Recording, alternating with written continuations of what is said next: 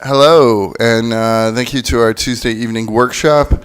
We've got our friends from Public Works here. If you can all introduce yourselves and then kick us off.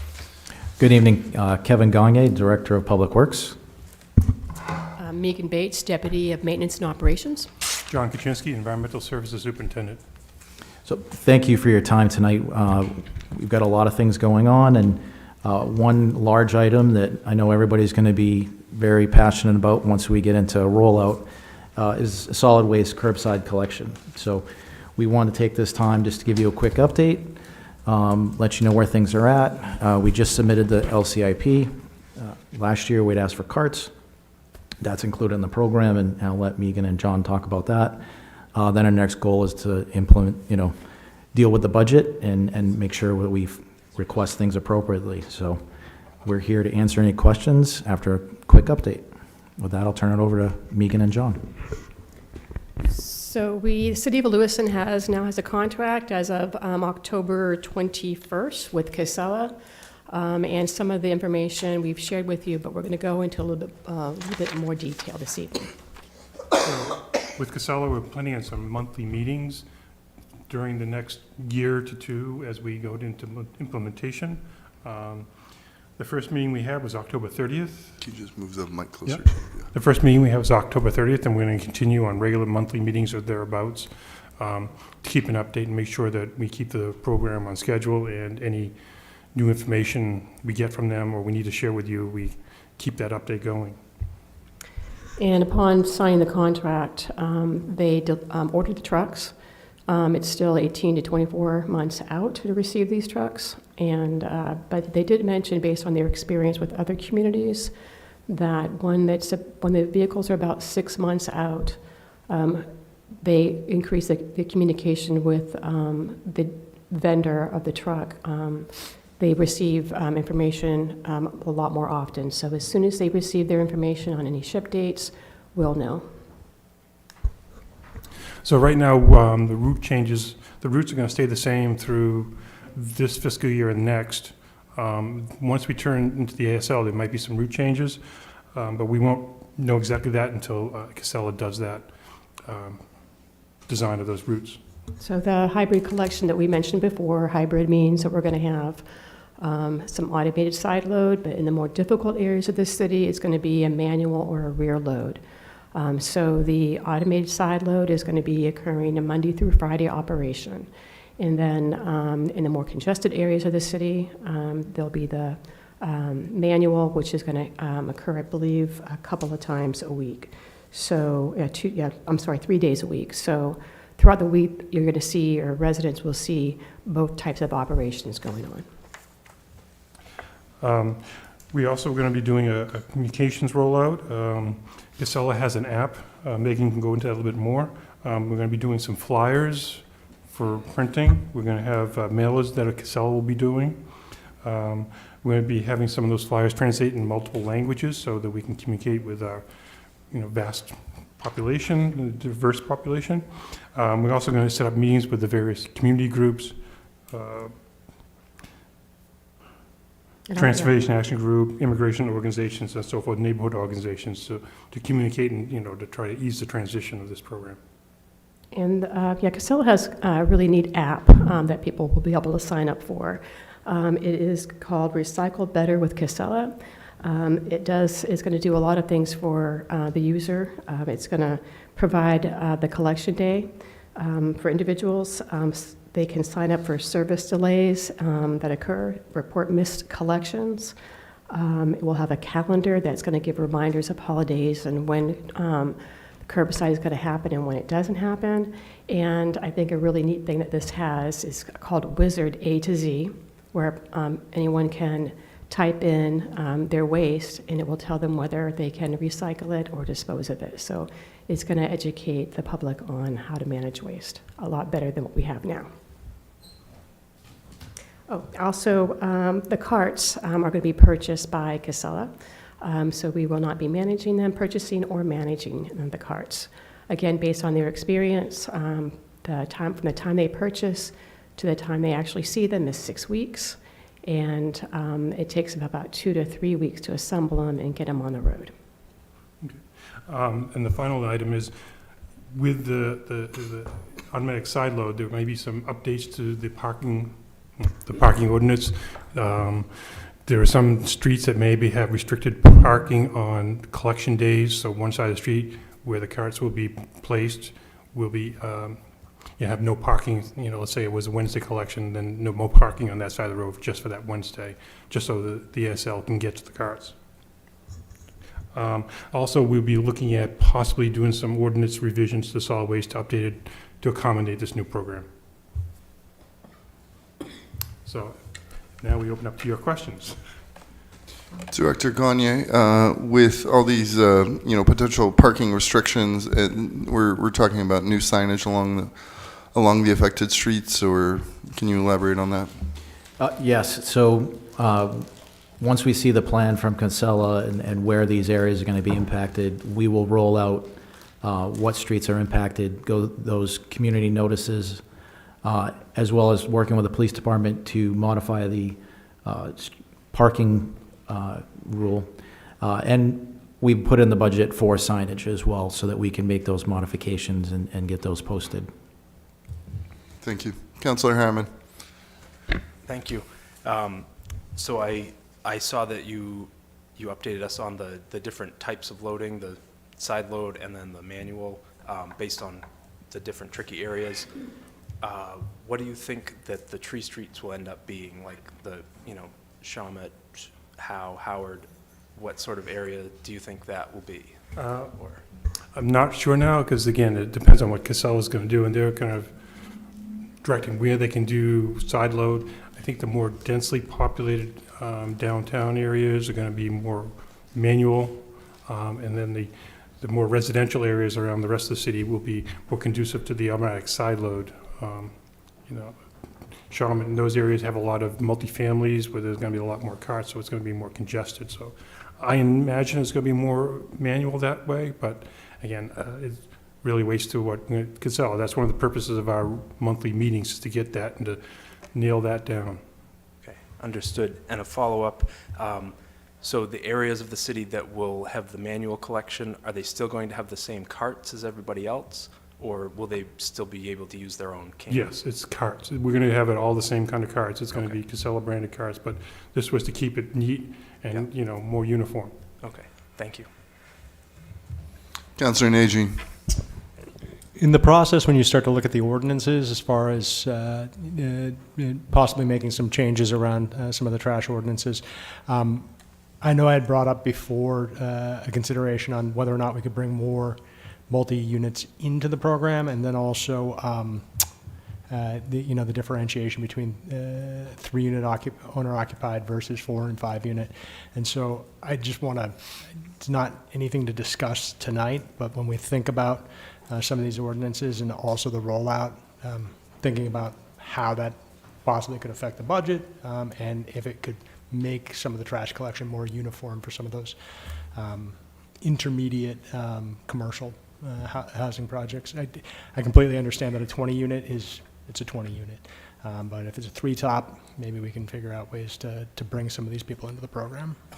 We've had some requests come into administration and working to see what another request has been made is increasing recycling. So we want to make sure that we are consistent, that we do make some changes, but then also understand what the impact of that budget is. Right now, the thought is, well, recycling's free. It's not. The collection is something that is a large cost. Same with picking up different. So we'll be looking at that definitely and bringing it back. Right now, so we did avoid a front-end load of buying all the carts and buying the trucks and having that. And we put it into the monthly fee to provide a service, and we have a contractual term that extends that out. So we're guarantee Casella that they get the payback, and we're not upfront loading that expenditure. With that said, our operational costs are expected to go up about $1.1 million for the next operating year. So you'll be seeing that in our budget request. So it's either funded up front in a capital layout, or it's do what we have now. So to further impact and add services to that is a consideration. So we'll try to lay that out on what that would be based on some of the requests we've had in addition to yours. just as a follow-up to that, so the 1.1 million per year, we were talking about possibly bonding for that equipment before. And so we wouldn't be borrowing for it. This would be services that we're providing that we're not charging the regular, the single-family duplex or owner-occupied 3-unit for, other than the tax that they pay. Correct. They're currently in the program and getting collection, and they're paying through their taxes, and that's how it's being funded. Councillor Sol. Hi. So when you say carts, do you mean the cans that the trash cans that you will put out front? Correct. The automatic side load have a certain configuration to be able to be picked up with a mechanical arm. Those are the cans and the carts. And are the residents going to have to go purchase that? I think we've spoke about it, but I No. don't think we knew. How will they, No. do they just go pick them up? Is that how it will? They'll be dropped off curbside along with an information packet. Okay. And there's a serial number that's tagged to that parcel address, that street address. So depending on the number of units, and we've tried to make sure that we're not getting too small containers, because if the trash isn't in the container, they're not going to pick it up.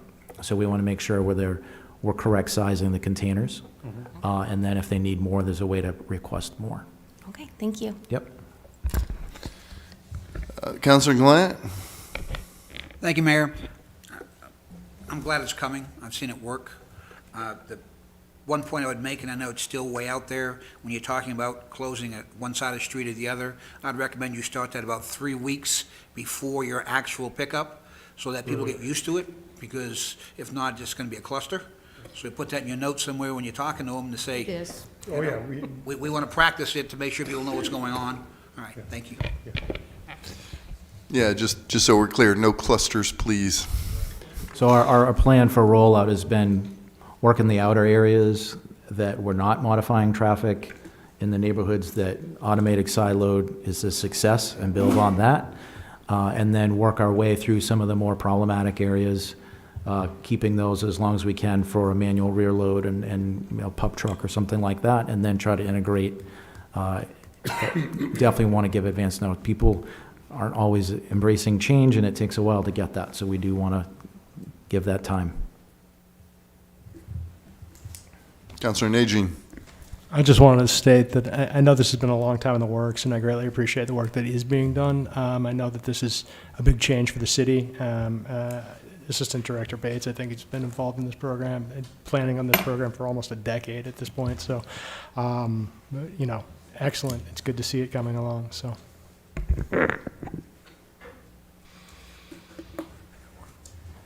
Councillor Harriman. Thanks. I guess one last thing. So the exact start date is a little bit contingent on when the trucks are available. Correct. But it will be at some point in 2026. You're planning sometime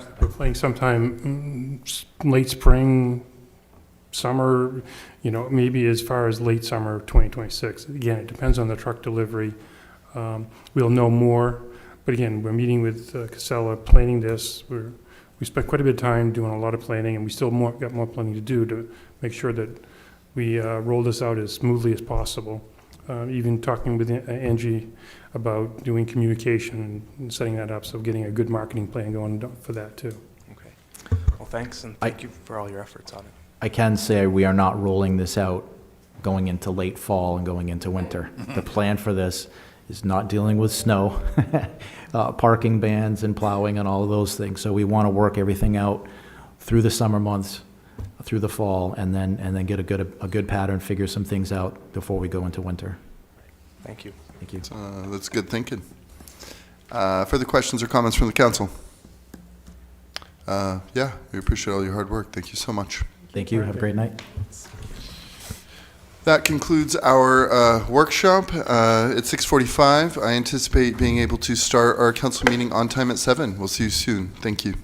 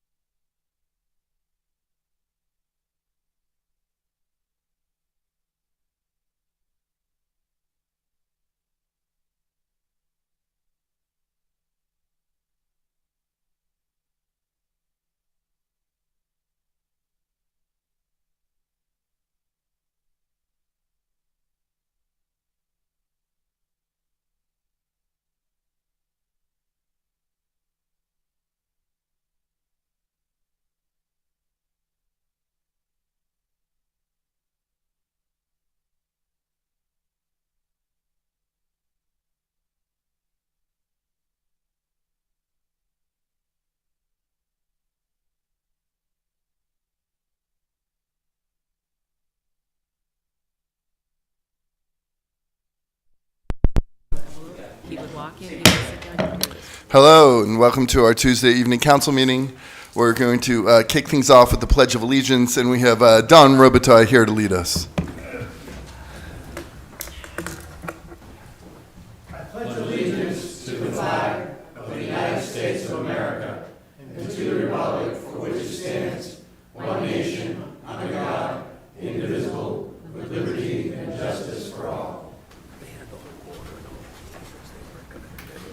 Thank you very much, Mr. Robitaille. Madam Clerk, I believe we're ready to begin. Yes, sir. Do we have any Lewiston leads? No. All roll call votes for this meeting will begin with the Councilor of Ward 5. And I understand we have minutes. Yes, sir, of the October 15th meeting. May I have a motion to accept the minutes? So moved. Councilor Gallant, seconded by Councilor Chittum. Madam Clerk, please call the vote. Councilor from Ward 5? Yes. Ward 6? Point of order, was the correction made to that? Yes, to that sentence that was hanging on page 1, yes. We Right. completed it out, yes. And what did it say? It just noted that the city council approved a friendly amendment to incorporate the missing references to those two sections in that particular ordinance. Thank you, Madam Clerk. Yes. Councilor from Ward 7? Yes. Ward 1? Yes. Ward 2? Yes. Ward 3? Yes. Word 4. Yes. Motion passed by a vote of 7-0. Thank you very much, Madam Clerk. We are now up to public comment. Any member of the public may make comments regarding issues pertaining to Lewiston City Government. This period is reserved for non-agenda items. Public comment is also allowed during individual agenda items. Public comment is limited to 3 minutes per person. Please state your name for the record, and please indicate if you are a Lewiston resident. Because this is the business meeting of the City Council, all questions should be directed to the mayor, who will ask staff to follow up at a future time. It is illegal for the City Council to allow comments related to personnel matters. All personnel complaints should be made directly to the City Administration Office. Please form a line here.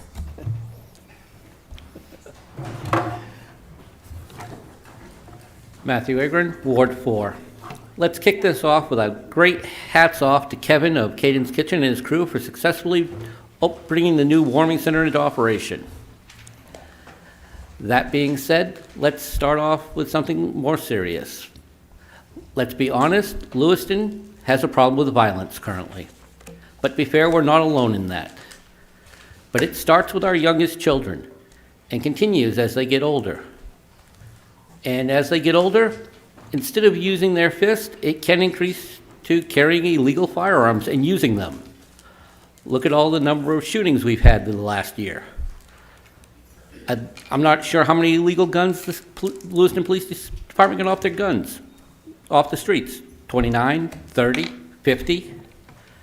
How many of those were in the hands of children? Then as these same children grow up, the violence continues and becomes either child abuse or domestic assaults. And then we are all shocked when it happens, especially when it happens to someone we know and love. Then it comes the hard steps when the victims try to get away and are not believed or supported by the outside world. While this violence is centered in the downtown area, it's not the only place it's occurring. Councilor Longchamps, while it's not your ward, but it is where your business is operated from.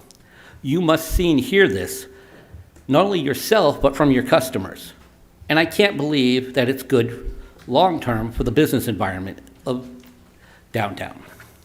I have friends who live downtown, and they last summer talked about hearing rounds fired down their streets, or coming home and seeing shooting sites with brass still on the ground. Councilor Soul, Councilor Harriman, these are your wards where all this violence is occurring and that we're getting bad press on. And in this case, no, even bad press is still not good press. We need more positive stories to bring back Lewiston. I was here in this room when Police Chief St. Pierre gave his press conference.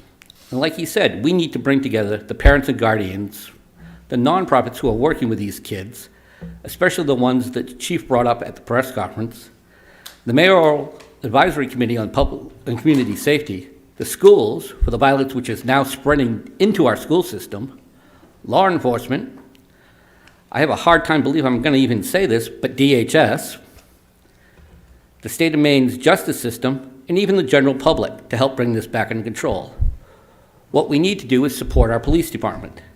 If they're called to a scene and you have seen something, know something, or have camera footage that can help them identify suspects or victims, please help them out.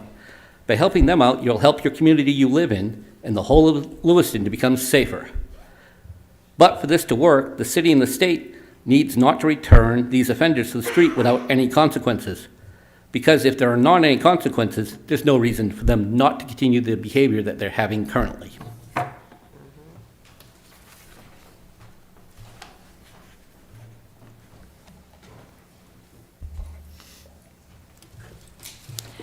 I wasn't going to give my name because I'm afraid of, well, whatever. I'm from Lewiston. My name is Joan Villani. At the risk of sounding like Scrooge, Maine is becoming more like a sanctuary state now. Governor Mills is allowing so-called migrants into our state. These migrants need assistance. Us taxpayers are forced to support them. We taxpayers had no say in the population explosion that hit us a few years ago. I think you know what I mean. Many are still receiving aid. Against, we are forced to pay to build new schools or expand the ones that are existed. Our seniors were given a bit of a relief when Governor Mills granted us a tax freeze that lasted only 1 year. Since then, our property taxes have gone up by hundreds. Just a reminder that charity begins at home. Thank you.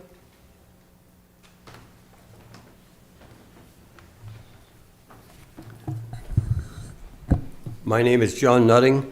I'm a former member of the Maine Senate. I appreciate the opportunity to speak here this evening to the mayor and the city council. I'm the policy director for the National Shattering Silence Coalition, which is a group of family members in Maine that have the most serious brain disorder members of our families. It's a national organization. I want to distribute, and Bob, my friend Bob Staples is going to do that, distribute to the council members and the mayor a copy of the Portland Press Herald article, part of the Frontline series that was done on the Lewiston tragedy. This, in totality, was in the Portland Press Herald, the Kennebec Journal, and the Waterville Sentinel. The Lewiston Sun-Journal printed all of the 5-part series, except this one on how the tragedy in Lewiston could have been avoided. We at National Shattering Silence Coalition, Maine, are committed to going to city councils, libraries, chambers of commerce, Rotary clubs, whatever's necessary, to get the word out to the fine residents of Lewiston, Auburn, in spite of the Sun-Journal, that there is a way that this tragedy could have been prevented by using Maine's progressive treatment plan law that I wrote and passed when I was a member of the state Senate. The Sweetser spokesman stated today about the new wonderful center opening in Lewiston. If you know you need help, just come into the center. Very well said. It will help a lot of people with awareness of their illness. But what's the critical difference? The 1% of Maine residents with the most severe brain disorders have anosognosia, a lack of awareness of their illness. The Maine Association of Psychiatric Physicians, the Maine Nurse Practitioners Association, the Maine Psychiatric Nurse Practitioners all tried to tell the legislature last session, we can have 40 of these Renaissance centers all over the state, and people with anosognosia will not go near them. One last point. Senator Baldacci from Bangor tried to strengthen our progressive treatment plan law last year. The bill passed unanimously to have more ACT teams, assertive community action treatment teams in Maine, so that we can have more people with low awareness of their illness to be court-ordered on a treatment plan with supports in the community so they stay compliant and avoid tragedies. This law passed unanimously. It was killed by the Governor Mills the last night of the session, and that really has hurt our situation because we have hundreds of people in Maine that are hearing voices That's time, thank you. not on a treatment plan. Feel free to submit the rest of your comments to public comment Okay. at lewistonmaine.gov. Thanks. Thank you.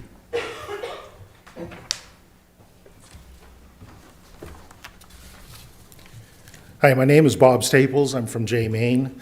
To follow up on what John had just said, 4 letters were written to the Lewiston Sun about not printing the article. I'd like to read a couple of those. The Sun Journal Sunday really dropped the ball in an article titled "A Maine Law Could Have Forced Lewiston Mass Shooter into Psychiatric Treatment. Why Wasn't It Used?" Instead of printing this very important article that focused on the Maine Law, Progressive Treatment Program, or PTP, it instead alluded to it on the front page with a link to the Sun Journal online. Once you were there, you had to dig to find the article. Why wouldn't Lewiston's hometown newspaper find this article worthy of print? Yes, it's a lengthy article, but knowledge of PTP could possibly stop another mass murder. Sun Journal, you need to do better, but it's not too late to print the article. Maybe you could help save a life. Isn't that worth the space in your newspaper? I wrote that. Another one. Last Friday, you printed a story on the shooting of the committee tasked by the governor to review the shootings of last year. The report had become contentious because of its silence on the subject of PTP. Your reporter asked the question, why wasn't PTP used, and followed by a good description of treatment of the mentally ill in Maine. However, when they got to the details, logic was lost. Quoting a lawyer on his beliefs or opinion on a proven medical illness is illogical. Anosognosia is real, and in about half the cases co-occurs with serious mental illness. Quoting a peer specialist on her opinion of whether medication could be effective is likewise misleading and her position untrue. Assisted outpatient treatment is proven to be humane, successful, and cost-effective across many states. It sometimes requires a court order for a patient to comply. Maine's DHHS have been infected with the false disability rights argument that someone sick has a right to be sick. Okay, I'm going to move on because of time. Our son Brett was killed tragically and needlessly by an Amtrak train. Brett suffered from schizoaffective disorder. He would have benefited from the PTP. Unfortunately, the state of Maine is not educating those who can refer someone into the program. The 2 largest groups can make referrals are medical and first responders. I have spoken to now over 80 people who can make referrals. Only 3 have heard of PTP. My wife and I have founded a nonprofit with the goal of educating referrers and lobbying for programs like PTP. It is our goal to produce an online tutorial on who would qualify for PTP and how to begin the referral process. I'm asking the great city of Lewiston to be the first to require your first responders to take this tutorial and to make it a requirement for review each year. Tragedies like what happened in Lewiston on October 25th, 2023 can be avoided. We're hoping that if you, the city of Lewiston, takes the lead to make training mandatory, then other towns and cities, maybe even the state of Maine, will follow suit. Thank you for your time. Further public comment? Public comment is now closed. Madam Clerk, agenda item number 1. Item number 1, public hearing on a renewal application for a special amusement permit for live entertainment for LA Public Theater Incorporated, 31 Maple Street. Requested action to grant a special amusement permit for live entertainment for LA Public Theater Incorporated, 31 Maple Street. May I have a motion, please? So moved. Councilor Harriman, Second. second by Councilor Gallant. Discussion. Public comment for this agenda item. Back to the council. Madam Clerk, please call the vote. Counselor from Ward 5, Yes. Ward 6, Yes. Ward 7, Yes. Ward 1, Yes. Ward 2, Yes. Ward 3, Yes. Ward 4. Yes. Motion passed by a vote of 7-0. Item number 2. Item number 2, public hearing on a renewal application for a special amusement permit for live entertainment for the Franco-American Heritage Center, 46 Cedar Street. Requested action to grant a special amusement permit for live entertainment for the Franco-American Heritage Center, 46 Cedar Street. May I have a motion, please? So moved. Councilor Second. Chittum, second by Councilor Gallant. Discussion. Public comment for this agenda item. Back to the council. Madam Clerk, please call the vote. Counselor from Ward 5, Yes. Ward 6, Yes. Ward 7, Yes. Ward 1, Yes. Ward 2, Yes. Ward 3, Yes. Ward 4. Yes. Motion passed by a vote of 5-0. I'm sorry, 7-0. Thank you, Madam Clerk. Item number 3. Item number 3, public hearing and final passage to amend the business license ordinance regarding license requirements for homeless shelters. Requested action that the proposed amendments to Chapter 22 Business Licenses, Article 16 Homeless Shelters of the city's Code of Ordinances receive final passage by a roll call vote. May I have a motion, please? So moved. Councilor Chittum, second by Councilor Gallant. Anything you'd like to say, Madam Clerk, before discussion? No, this is final passage. Discussion? Councilor Chittum. Yes, thank you. I have been schooled recently in perfection standing in the way of progress. This is far from perfect. However, there is contemplated an errors and omissions collection of ordinances that would be addressed later on in the year, and I hope to correct some of the concerns I have with this ordinance during that errors and omissions. As a whole, this is a vast improvement and will, I think, forward the goal of having more accessible and more homeless shelters in Lewiston, so I support this. Thank you. And thank you, Madam Clerk, for all your hard work on this. Further comments from the council? Councilor Najin. Yeah, I'd just like to state that I appreciate the hard work of staff as well as the volunteers that worked with the ad hoc committee. I think that it was a big piece to wrestle through, and I am happy with the current result, knowing that there will be changes. So, Councilor Sol. I guess I will go. I've been pretty vocal about how I feel about the changes in this ordinance, and I still feel that way, and so I just wanted to just let you know I will be voting no for those reasons. The changes, I think, make a big difference, and I think some of them are unsafe, and I don't support the changes, but I do appreciate all the work that was done. There was a lot of hard work done. I do acknowledge that, so thank you for that. Public comment for this agenda item. Back to the council. Madam Clerk, please call the vote. Councilor from Ward 5? No. Ward 6? Yes. Ward 7? Yes. Ward 1? yes. Ward 2? Yes. Ward 3? Yes. Word 4. Yes. Motion passed by a vote of 6 to 1. Item number 4. Item number 4, resolution, declaration of emergency regarding homeless youth and need for urgent licensing of a homeless shelter. Requested action to approve the resolution, declaration of emergency regarding homeless youth and need for urgent licensing of a homeless shelter. May I have a motion, please? So moved. Councilor Harriman, second by Councilor Chittum. Administrator O'Malley, do you want to give a brief overview? Yeah, we had a request to move this forward with the second reading. As many of you know, maybe some of you don't in the audience, that it takes 30 days to take effect. New Beginnings is looking to open up a homeless shelter for youth.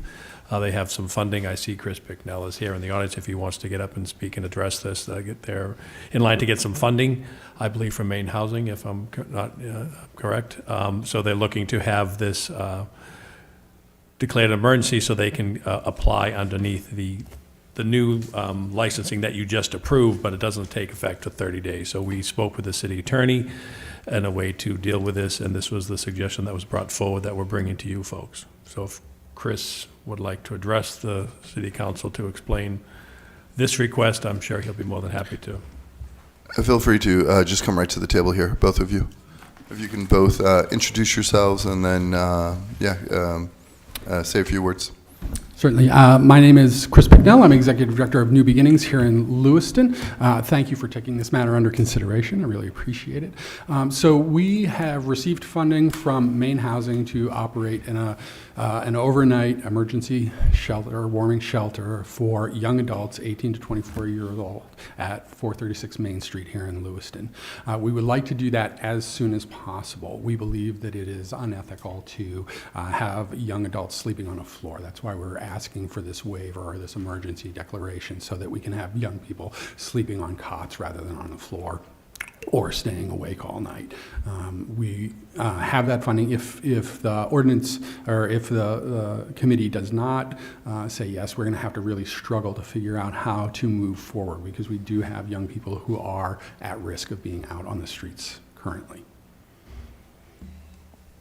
Good evening, councilors. My name's Stephen McDermott. I am the chair. Can you just move the mic closer to you? Yes, sir, Mayor. Thank you. How's this? Better? My name's Steve McDermott. I am the board president of New Beginnings. Thank you all for being here this evening, and thank you for considering this motion. Not to repeat what Chris said, but we are seeking this for the opportunity to open a winter overnight warming center and shelter, and this would allow us the opportunity to ensure that young adults have the opportunity to have a safe space to sleep overnight while working on their goals that allow them to exit homelessness into permanent housing. Thank you both. Questions from the council? Councilor Najin. Just really quickly, this is, I believe, the third year in a row, the second year in a row, okay, that you've run overnight emergency warming shelter for young adults and youth, or young adults. The question I have is this a substantive change to the program you ran last year? Well, so the location is different, and last year we applied for the shelter license and didn't pass that bar because of the challenges that the actual license had. No shelter could actually do it, and so we opted to run a warming center. And what we didn't realize at that moment, and now know, is that the difference is people have to stay awake in a warming center. And to do that for young adults who have been out on the streets awake all day is really cruel and unusual. And so we don't want to do that again this year, if at all possible. We still have some zoning challenges to get over that are going to take us about 2 weeks. But if the council votes to approve this now, we'll have all of that in a line. We'll have everything ready to go and have be ready to do shelter. And the follow-up to that, I guess, is that the second reading that we just did for the changes to the language around the licensing,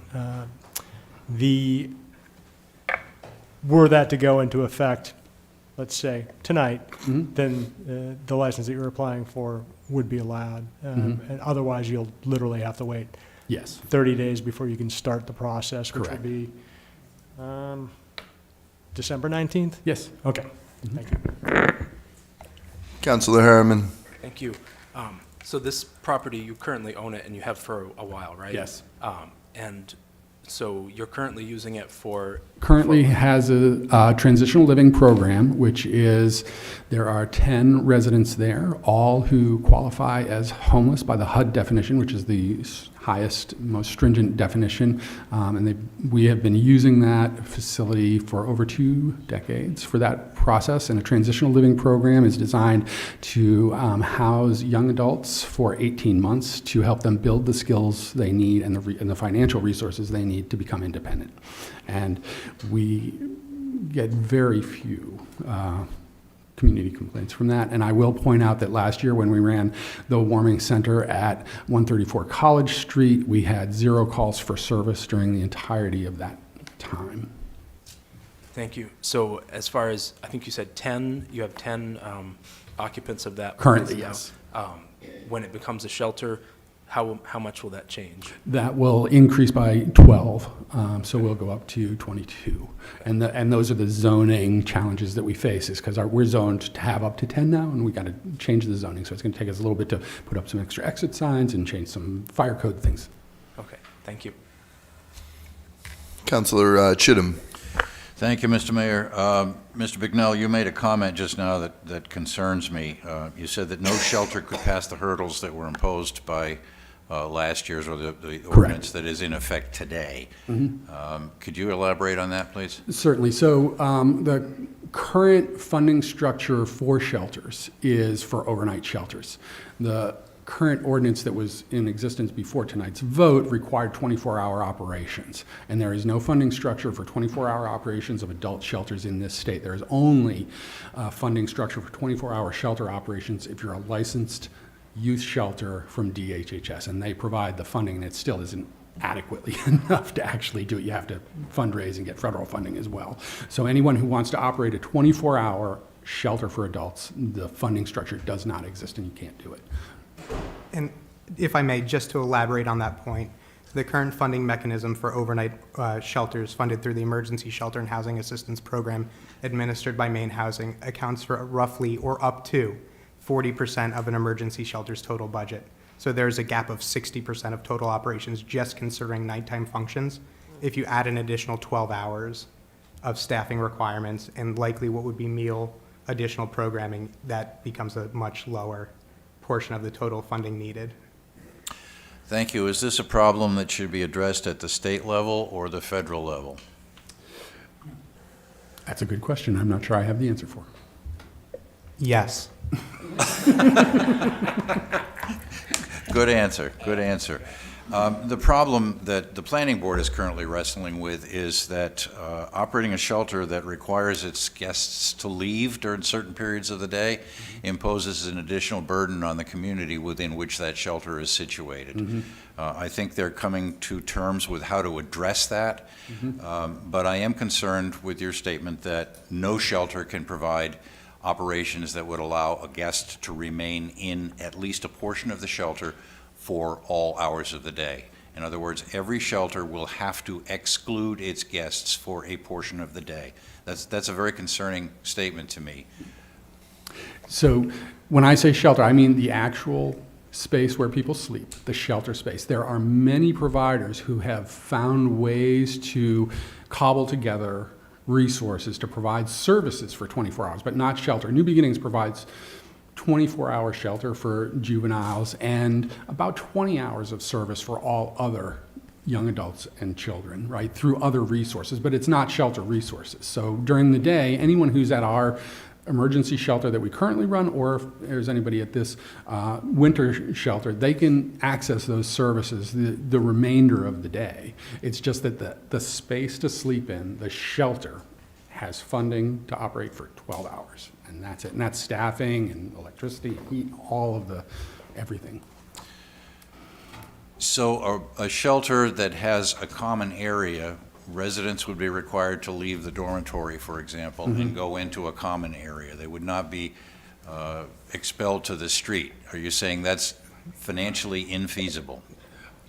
I am saying that I don't know of a shelter in the state of Maine that has a funding structure that allows for them to operate a shelter 24 hours a day.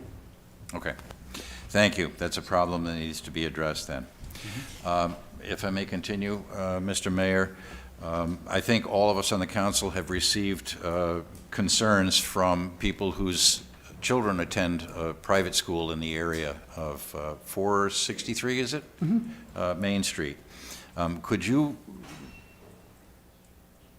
I think, restate your experience with the shelter that's operated there for 20 years, did you say? Certainly, yes. So we have operated Marion's Place Shelter for Youth at 491 Main Street in Lewiston since 1989.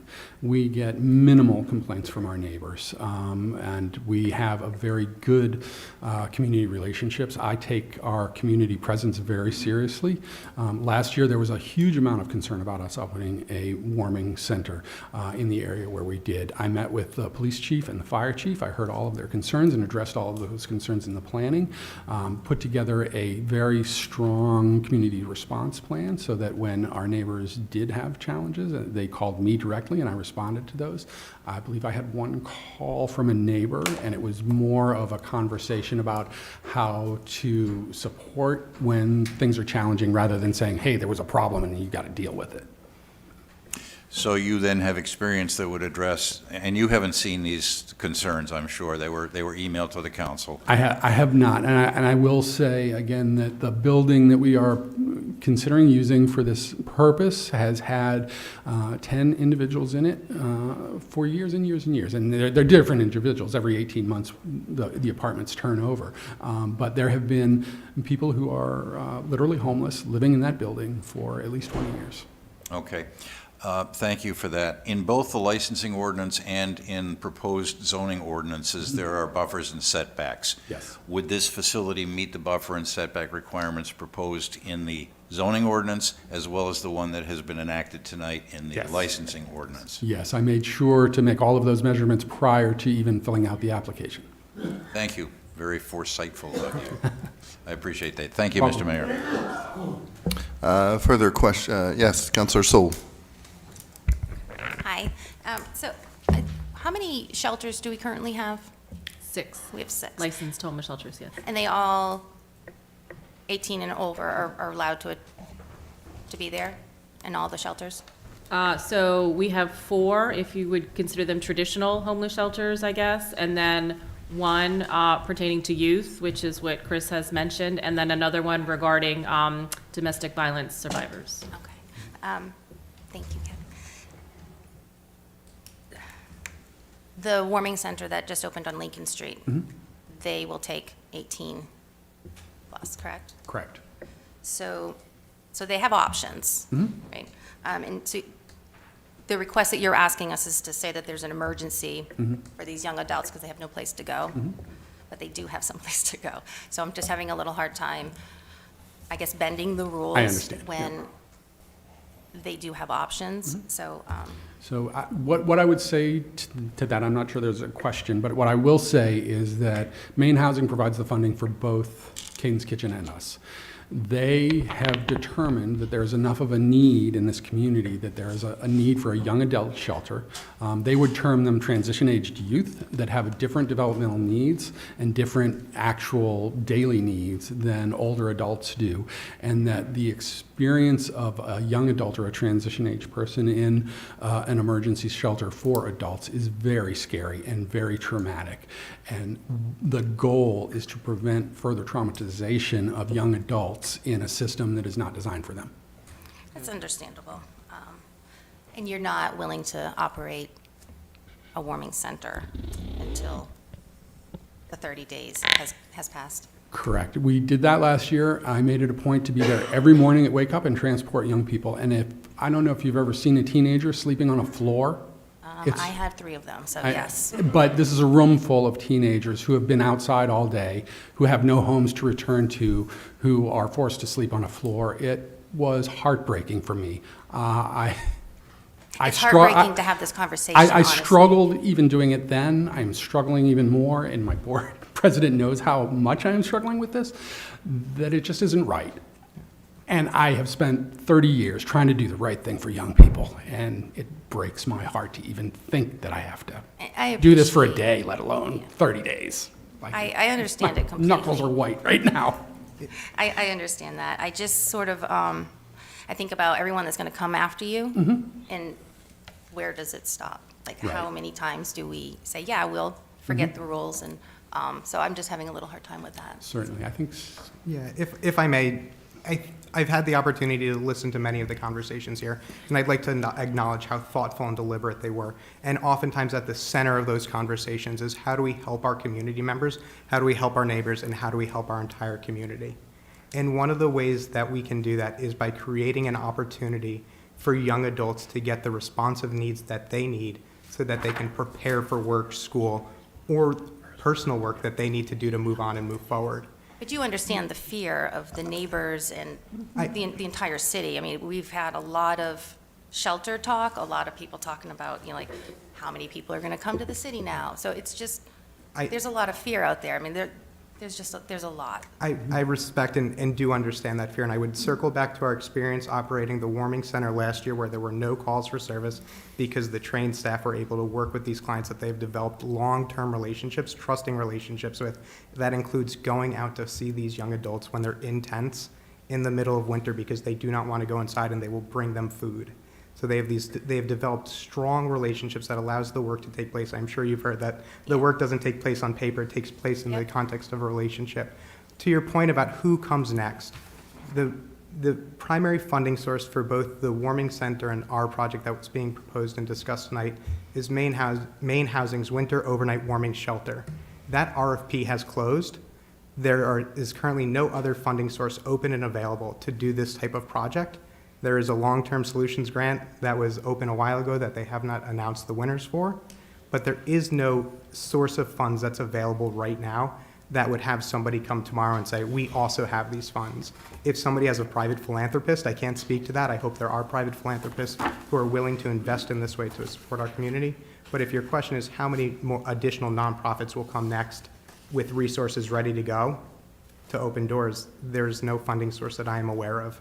Well, my question, my statement was really, who's the next to ask us to bend the rules? Yeah. And for what reasons? That, it wasn't who's, Right, and so Convenient. I think the reason we're asking this question is because there are two processes that are asynchronous. There is the process of the development of a new shelter ordinance for the city of Lewiston, and I've been working on that with the hopes that it would have been passed prior to the RFP from Maine Housing. And Maine Housing's RFP came out when it came out. And so we're here in this kind of middle zone where the funding came out before the ordinance was ready. And I don't think that situation is going to happen ever again, probably, because this ordinance is going to get written and eventually be stuck, and then we'll be able to move forward year on year, putting in our applications well ahead of time, and so that everything happens smoothly. are you at risk of losing the funding? If we do not open the shelter, so we are funded, the way they're funding us is it's $50 and change for every person for every night. So we get $50 and change for 12 people every night. Every night we're not open, we give that money back, and that increases the pool of money for other people from $50.12 to $50.13 and 14 cents, because they split it among everybody who's receiving the funds. So the more days we're not open, the more money we have to give back. And this year, because Maine Housing created that funding formula, we came into this project at a $5,000 deficit. So they gave us enough money almost to run this project. We're fundraising for $5,000 more to make sure that we get over the line in the red instead of the black. Okay. But you will have funding. We have funding. It's in Okay. the bank. We're waiting to do it. We're giving back $50 a day per person. But when we're ready to open doors, we have the money. If we don't open for 30 days, we may not have the staff because they won't get paid if they're not working. And so we may not be able to open in 30 days because we would have to rehire, retrain, and I'm not sure we have the internal capacity to do that. Okay. Well, I hope they're patient with you. So, all right, thank I you. do. They've already been patient because they thought they were going to start last week. So they're really good people. Councilor Gallant. Thank you, Mayor. I have no problem with approving this for a couple of reasons. We had no problem last year with jumping through hoops to open a warming center, and that broke many rules. So it's just another example. but it's still- Councilors, So, thank you. you know, I see this as a plus for the community. Those who work with homeless, as I do, know that the 18 to 24s suffer dearly when it comes to the little tent cities and places to go. They're abused all the time. We've seen it when we had our little fair out here with this summer, where a young lady came up who was 18 years old, who had been raped the night before. First night in camp, she didn't know any better. So I think having a place that group could go to is highly beneficial, and having to wait 30 days to me is just foolish. If we were in July, I'd wait 30 days. But we're not in July. We're in November, and the weather's getting colder, so I think we should push this through to make it happen. And I doubt that anybody in the next 30 days is going to come forward and ask us to waiver this again. I would ask the city clerk, have we ever given anybody the 30-day extension before on any of our ordinances out in the past years? The one that comes to mind, Counselor, and it really pertains to the next item, which is actually the adoption of the emergency ordinance, you're doing first and final on the same night, is several years ago in June, there was a shooting in or near Kennedy Park, and Brian was the police chief at the time and brought to the council the suggestion of changing the curfew hours in Kennedy Park for public safety purposes. So the city council did do the emergency ordinance, which covers the gap period for that 30-day enactment.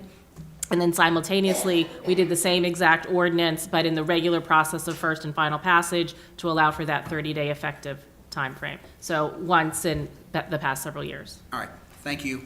No more questions. Further comments or questions from councilors? Public comment for this agenda item. Matthew Egren, Ward 4. While this, yep, I can see this is technically an emergency, They're not even ready to have their license, they aren't even zoned yet for this, so not really sure this is truly an emergency because they can't operate without getting changes to things. Also, while this will be the second time we've used an emergency ordinance change, what's to stop this to becoming, from you guys or a future council, a regular occurrence? It sets a bad precedent. We don't know who's going to be here in the future. You always have to look at what's ahead.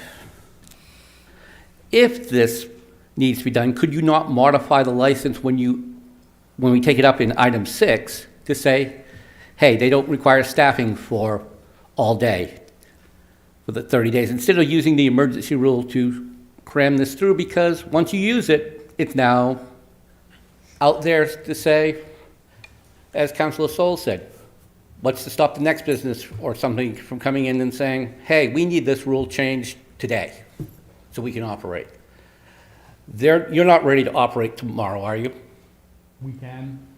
We will do a center until But- 2 weeks when the process is happening. This is to allow us to do That it wasn't- as soon as Yeah, possible. I'm sorry,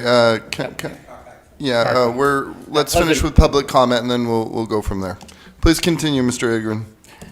But, as he just said, he could run this temporarily without this modification. He just said it himself. So I'll wait to item 6 for more items. Further public comment for this agenda item? Back to the council. Mr. Bicknell, as you were saying? Yes, we will operate as a center for the few days it will take us to get the conditional use And other in place. requirements, I And guess, other in requirements number in place, yeah. Councilor Najin. So just to speak to a few concerns, ultimately, I live in the neighborhood that this establishment is currently operating. The piece I think some folks may be either forgetting or might not be aware of is that New Beginnings has been a partner for decades in our community, answering a specific need. That specific need ties in with the fact that even our state has wards of the state that are minors that transfer directly to unhomed adults the second they turn 18. New Beginnings has responded to my concerns of encampments in my neighborhood by going to them and making sure that there are no youth present and offering services to the adults. I understand the concerns of CMCA. I completely do.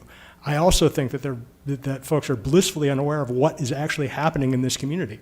Currently, there is a person living on the steps of St. Joseph's. There is an encampment that has between 0 and 20 people in it, less than 300 feet from CMCA, between Whipple and Holland Street. The fact is, we have depending on the time of year and how quickly it gets moved along, we have a crisis in our community.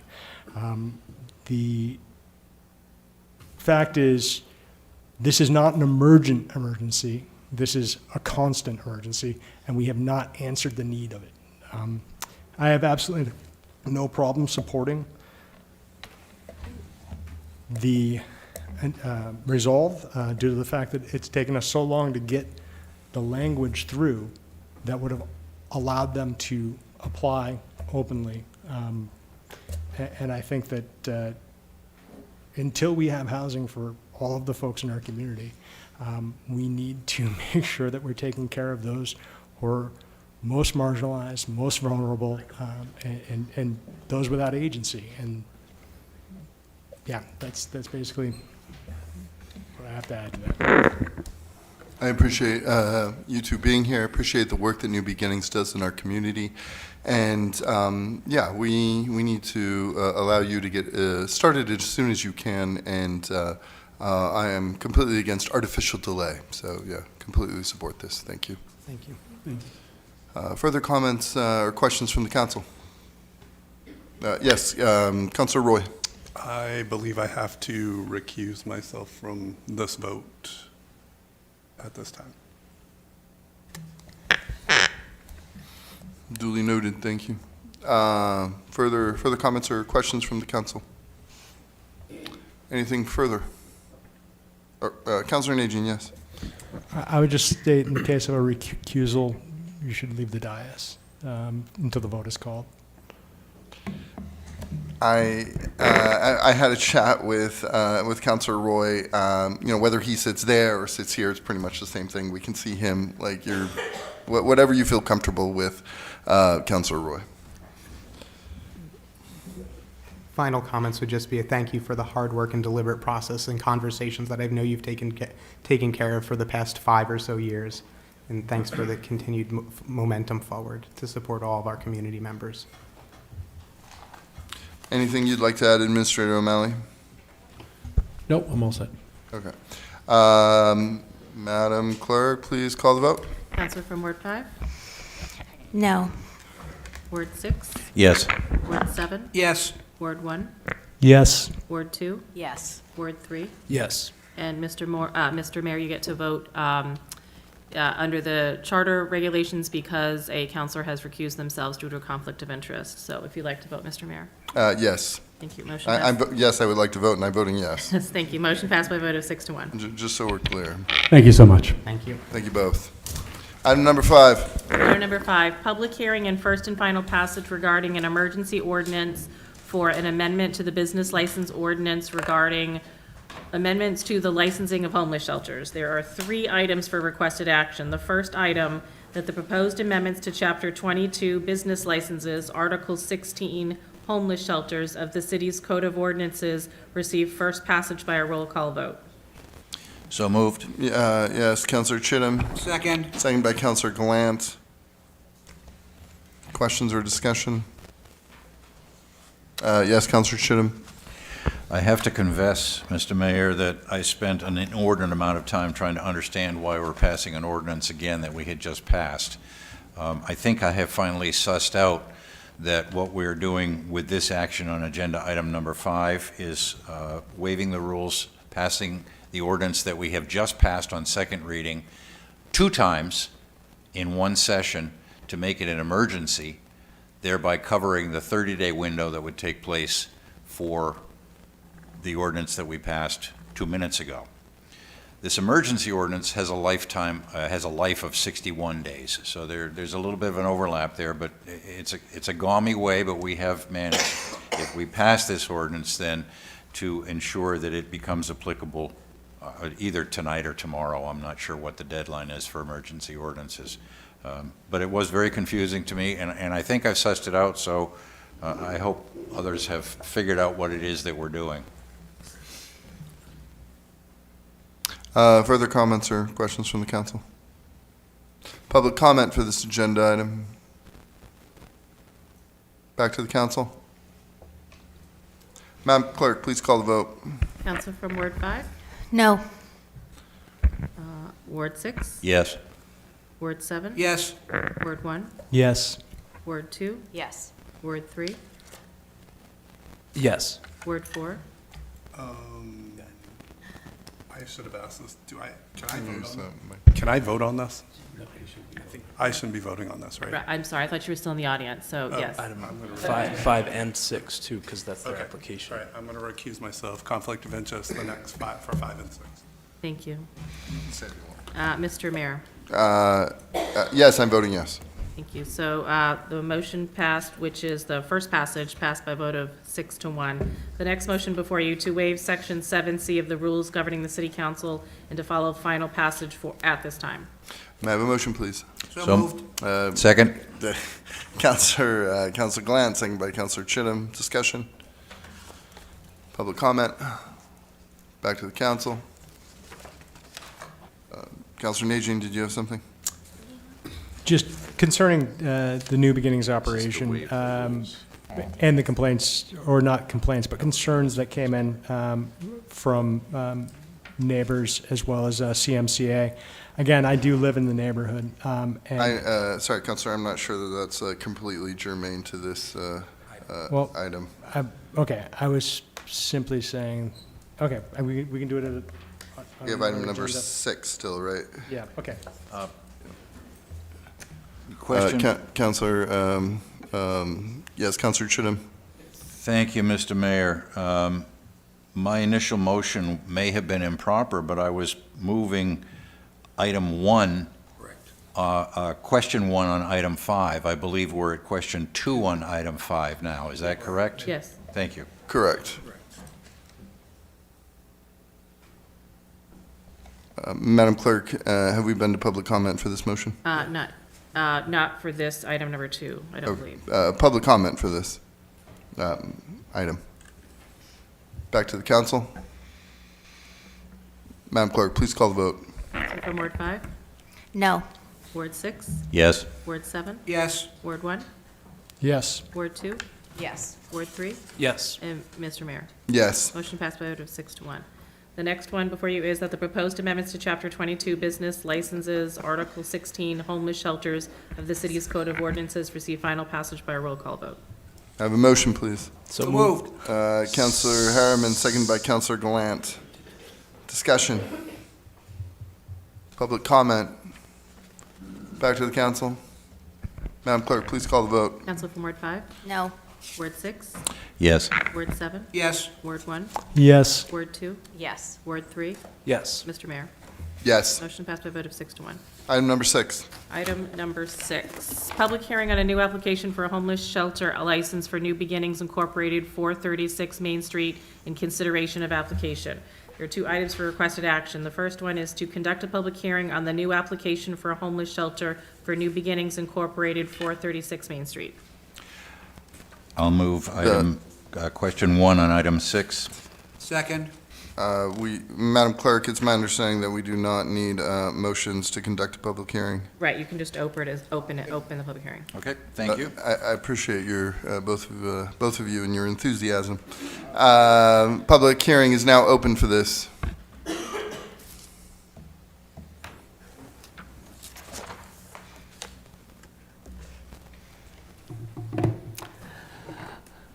So I understand why this is being put forward, and I fully get it. I fully support it. My problem is their application is incomplete. They do not state the number of beds in the shelter they will have, nor how they plan on staffing it, and they can't do that until the 20th. Today is the 19th. You're asking to complete a incomplete application. Also, in their briefing, they state that a kitchen and bathrooms will be available to guests and staff. Yet in the application, it says if there's cooking on site, is the hood over the stove system currently certified and NFPA complete? There's no answer. I know that if you run a daycare and you have food service in there, that hood has to be licensed by the state. It's a pain in the ass. The kitchen facility also, if it's a common area, it says, is it ADA accessible?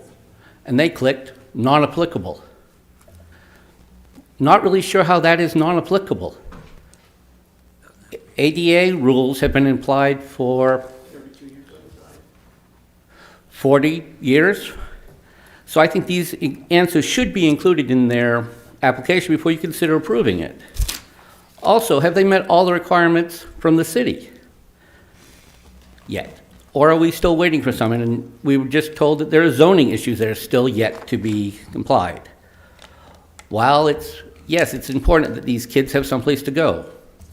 And yes, a lot of these kids came out of the DHS system and just, DHS failed them once more because there's no support.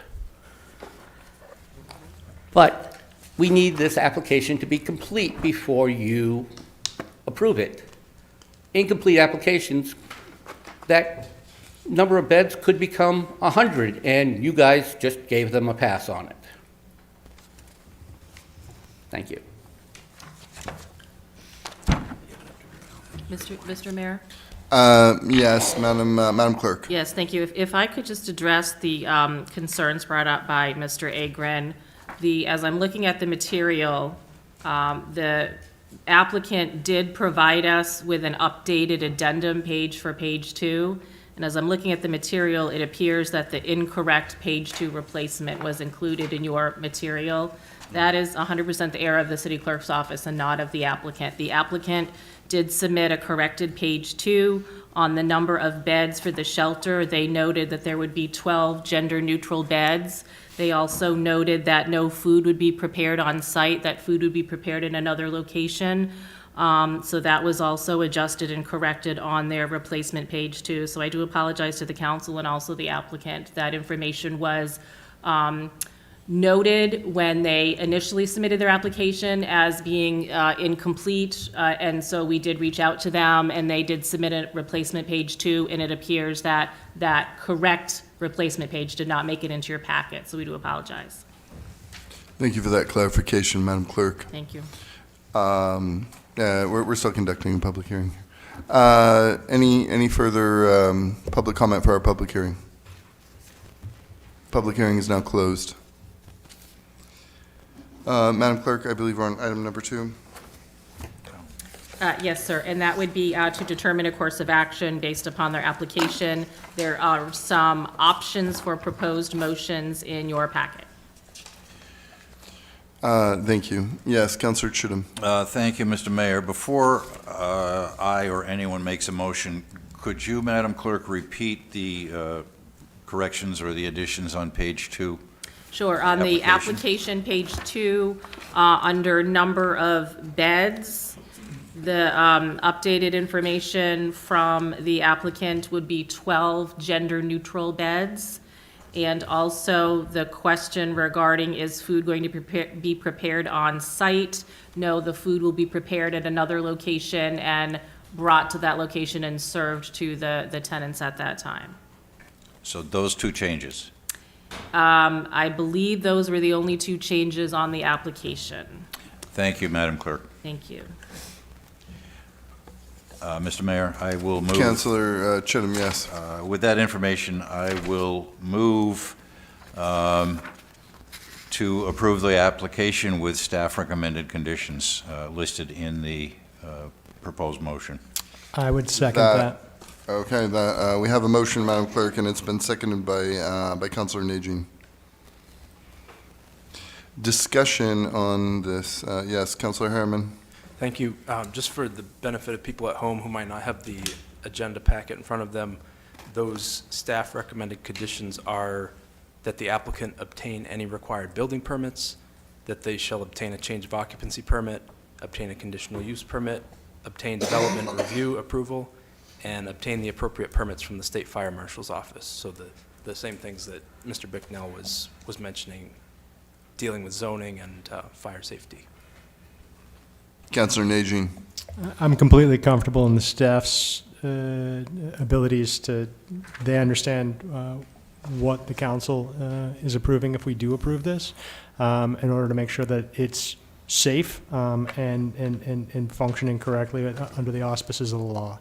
And so I'm completely comfortable with that. And the point I was trying to make before concerning living around the corner, the process here with an emergency vote basically stripped the ability of people to come out and speak on it on 2 different sides, or at 2 different times. I do firmly believe that homelessness is an emergency in our community, and that's why I've moved in this way, but I'm also responsible for the neighborhood. And if there is any concern that occurs, I am on call to go and look, to go and help, to go and answer, to be a witness. And I'm quite sure New Beginnings does not want to be a bad neighbor as well. And so while it may be a concern, and the process is somewhat disrupted because of the fact that we were so slow in approving the language for the ordinances around homeless shelters, I'm comfortable with this decision, and I'm comfortable with standing by it should somebody need me. Further comments or questions from the council?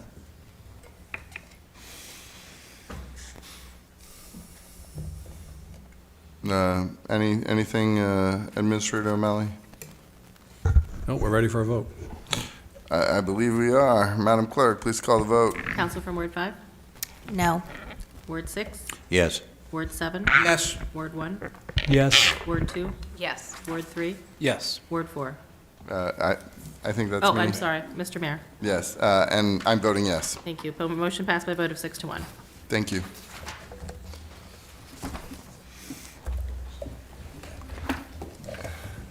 Item number 7. Item number 7, amendments to the personnel policies regarding new Maine Paid Family and Medical Leave Act law. Requested action to approve the proposed amendments to the personnel policies, City Policy Manual number 22, as recommended by the Human Resources Director and the Acting City Administrator. May I have a motion, please? So moved. Counselor Chittum, Second. second by Counselor Glant. Director Terrio, please kick us off.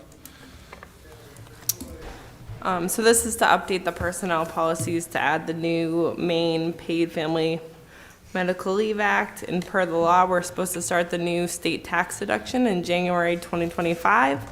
And the leave will become available according to the law in 2026. Excellent. Discussion, questions from the council? Public comment for this agenda item? Matt Roy, Ward 3. The way the proposed change is worded, it makes it sound like it's mandatory that we collect this tax from the employees. All employers, either private or public in the state of Maine, under this law, have discretion to pay the whole tax as themselves.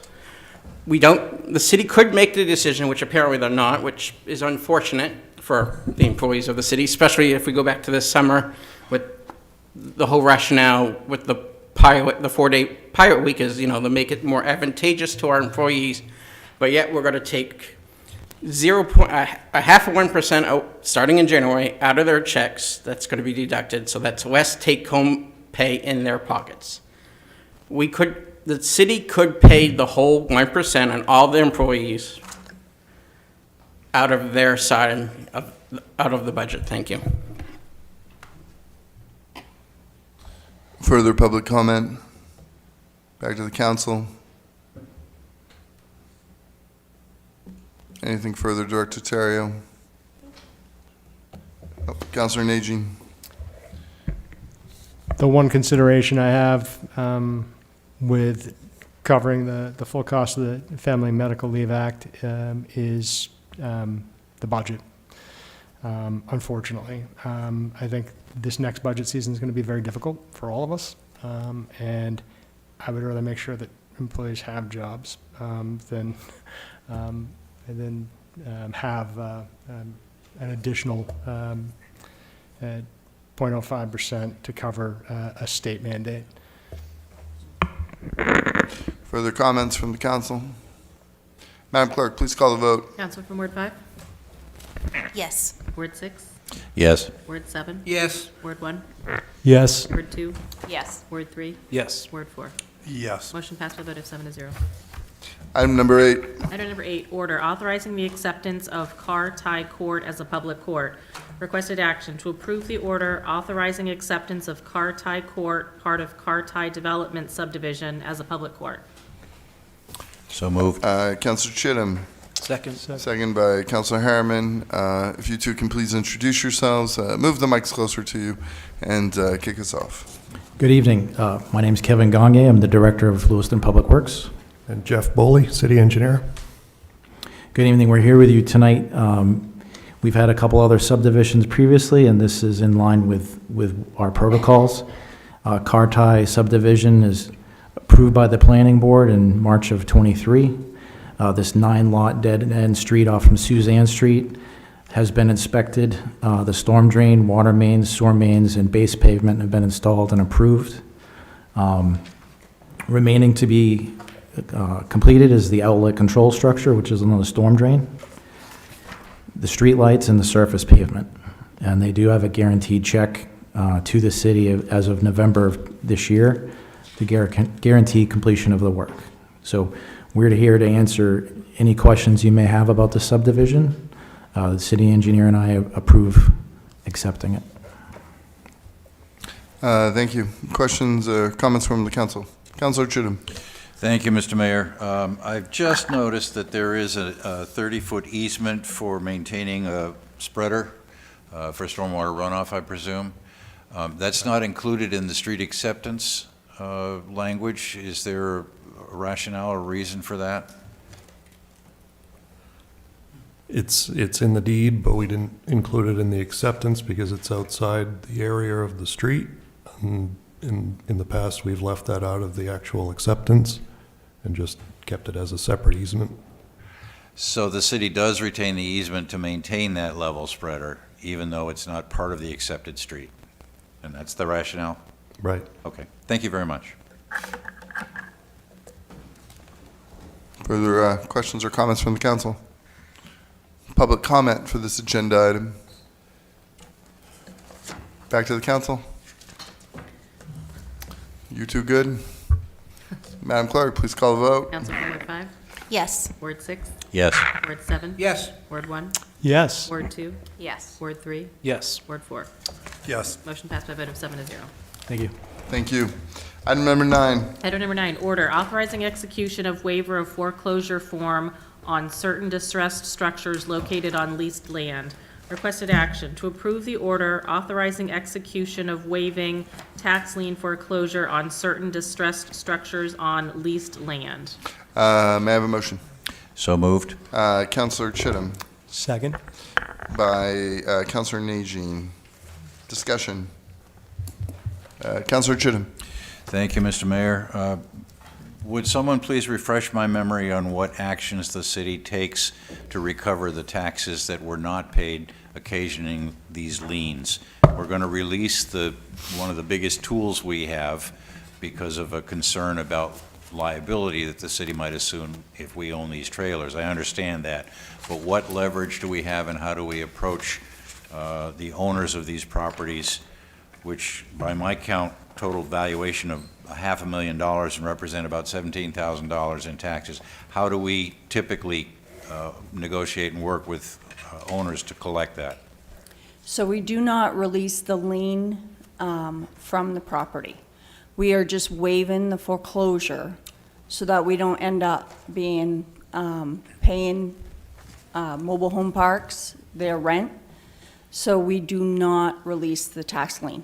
So it stays out there, so if they go to sell the property, the mobile home or the home that's on leased land, we collect all of that during the sale. If they try to move a mobile home, there is a form that has to be filled out and signed off by the city that all taxes, all water, sewer, stormwater, everything's paid before that can be moved. So at that time, we would collect the funds. Thank you. That's a great explanation, and you've given that to us before, and it simply slipped my mind. I appreciate that.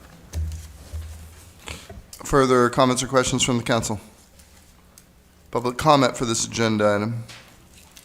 Back to the council. Madam Clerk, please call the vote. Or Councilor Najin, did you have something? Yeah, just really quickly, that last time one of these came up, I was unaware of the fact that these were actually like occupied domiciles. So I was confused in the process, and I think,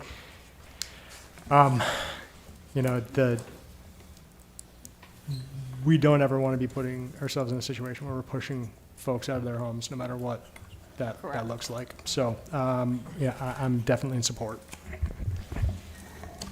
Madam Clerk, please call the vote. Council from Ward 5?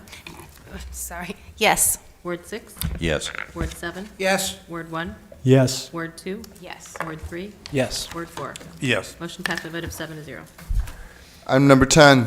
Item number 10, public hearing and passage of order authorizing the issuance of $979,130 for acquiring and installing equipment, associated staff training, and minor infrastructure improvements for career and technical programs located at the Lewiston Regional Technical Center, including the payment of costs incidental or related thereto, and authorizing and approving the bond documents be adopted. Requested action to hold a public hearing and to approve the order authorizing the issuance of $979,130 to acquiring and installing equipment, associated staff training, and minor infrastructure improvements for career and technical programs located at the Lewiston Regional Technical Center, including the payment of costs incidental or related thereto, and authorizing and approving the bond documents be adopted. We are, one second, Counselor, we're going to hold a public hearing first. Do you want a motion to get it moving? Madam Clerk, can you please refresh our memory? We do not need a motion to conduct a public hearing. Correct. Yes. Thank you, councilors. Public hearing is now open for this agenda item.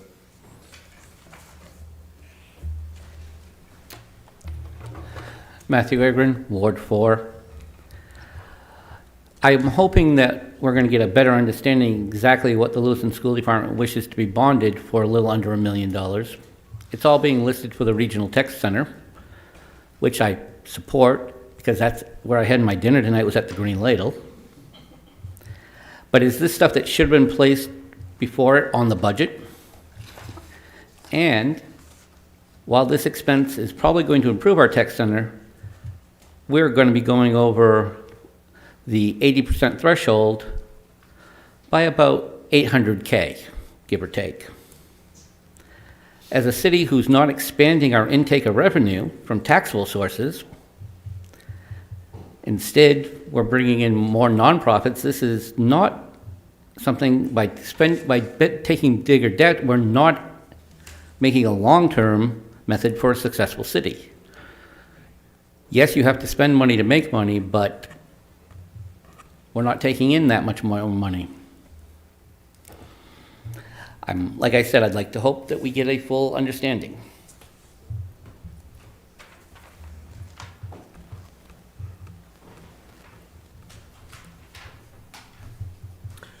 Good evening, Bob McCarthy, Ward 2. I have two problems with this. One, during the budget, when the budget season ended, the council had approved what I considered an irresponsibly high property tax rate, but they covered that by saying, well, we stayed within the 80% rule, rah, rah, rah, and now less than 6 months later, you're going to continue borrowing more. And I just think that that's a little ridiculous. You know, LCIP's done at a certain time of the year, and it shouldn't be extended to all year round, if someone doesn't get any money that they want during the original LCIP. You know, it's all grouped together for a reason, and this is to me, this is outside of this reason. The other problem that I have is I see, you know, and I don't know how related this is, but the school department had the money in their budget, and they went and they bought 287 Main Street, which a lot of people consider to be a white elephant and a money pit that's just going to cost the taxpayers more and more money. So for those two reasons, I hope you guys will not vote this through and follow the progression that it should be, and if it needs to be done, then LCIP next year. Thank you. Further public comment for this public hearing? Public hearing is now closed. May I have a motion to approve the order? So moved. Councilor Chittum. Second. Second by Councilor Gallant. Yes, can you please to introduce yourselves and then kick us off? Good evening, everyone. I'm Jake Langlis, Superintendent of Lewiston Public Schools, and this is CTE Director of the Year, Rob Callahan. We came to share a little bit of good news tonight about this. The word bond is included in this language. However, this is actually a grant that Rob and Bill Grant helped write and submit to purchase this material, and using the bond process through the state, paying it back in full without charging Lewiston property taxpayers anything. So this works as an RFA. So typically bonds, grants in Maine, the grant gets issued, we have agreements with the finance office, we receive the funds, and we do the work and have to report out on it. This one was unique in the way in which it was developed by the legislature to include the Maine Bond Bank. And so the state is actually paying the bond. That's how the grant works. But because of the uniqueness of that, it does require both school committee and city council approval because it extends beyond certain thresholds, but also has the bond process tied to it. This should cost Lewiston Public Schools and the city of Lewiston property tax owners nothing directly from their property taxes. Councilor Najin. So I do have a question about what this actually covers as far as the work that's being done. I think it's great that we did get a grant. I am confused as to the concept that we would be carrying a debt that the state is paying, because I do believe that there's not a line item to take that off of our LCIP expenditure totals, correct? So like we're capping ourselves, but it's not money we're actually borrowing. So this actually has nothing to do with LCIP. It's the way in which the state developed the grant and how the legislature decided to fund it. The way it works is we have expenditures that will require approval process. Director Callahan can share some of the items that were approved by the grant to be purchased and the related cost to acquire them and train staff for use. But the state of Maine, through this RFA process, is paying back the bond. So the bond is actually not issued to us, the grant is. We have worked with the bond commission on how this works. To be honest, this is the first time I've ever seen the legislature pass an RFA using bond-related funds that the state is paying back. So just to be clear, the school committee and the city council is approving a state bond? Approving us to expend those dollars by the end of June. They should allow us to do all their bonding. Okay. Does that make sense to you, Director Roy? Is there anything that you want to add? It's actually us borrowing the funds. We will then get paid, they will pay the principal payment and the interest payment on a annually basis. Even though we will hold it, they will be paying it, but unfortunately, we have to borrow the money. So we have to go through the whole bond process. We have to have it listed as our debt, but however, then it's paid by the state. But we can offset the debt on our calculations, or no? No, we have to put it in there, and then they will have the revenue on their side for a grant for the payment of the principal and interest. Okay.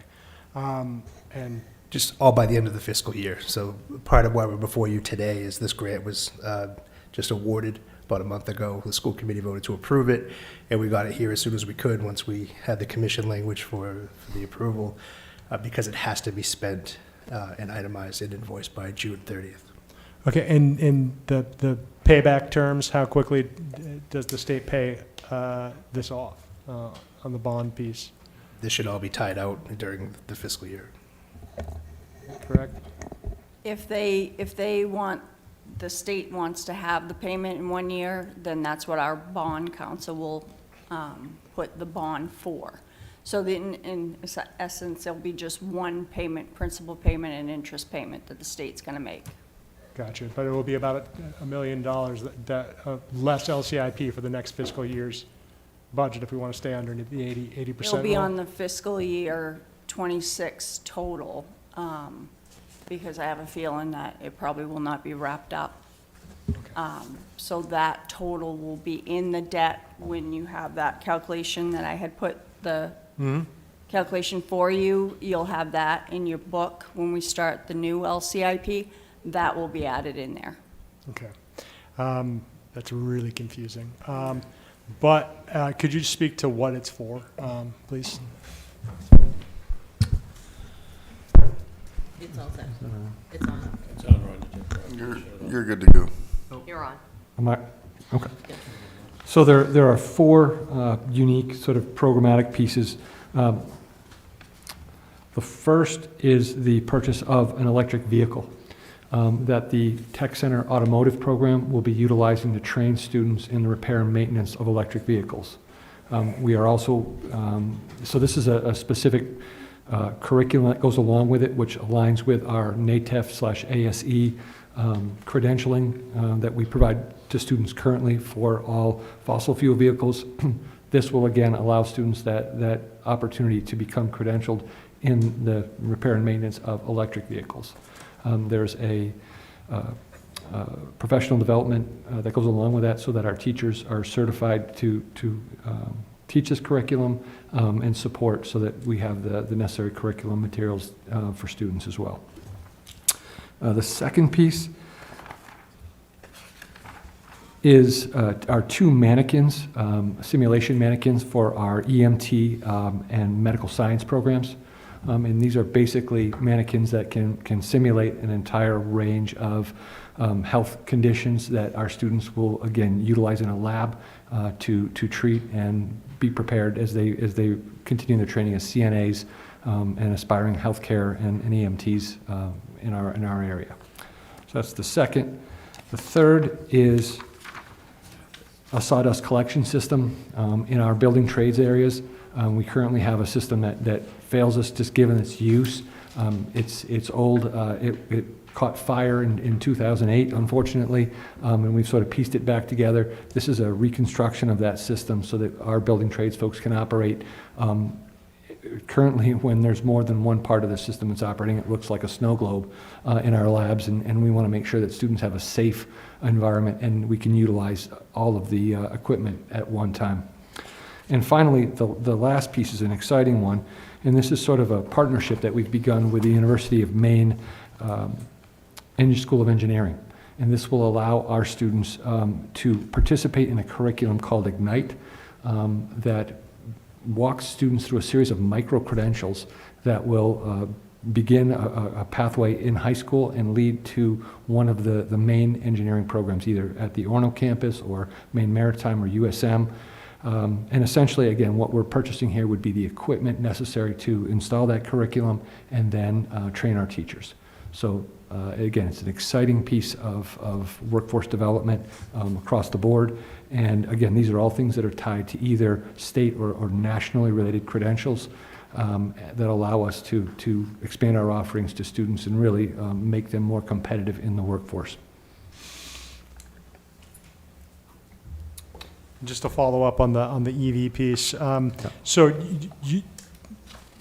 somebody who goes through the LRTC program with the EV asset or certification, they'll actually be coming out of that class with a certification in order to immediately go into. Yep. Okay. It's an ASC electric vehicle certification that we'd offer. Okay.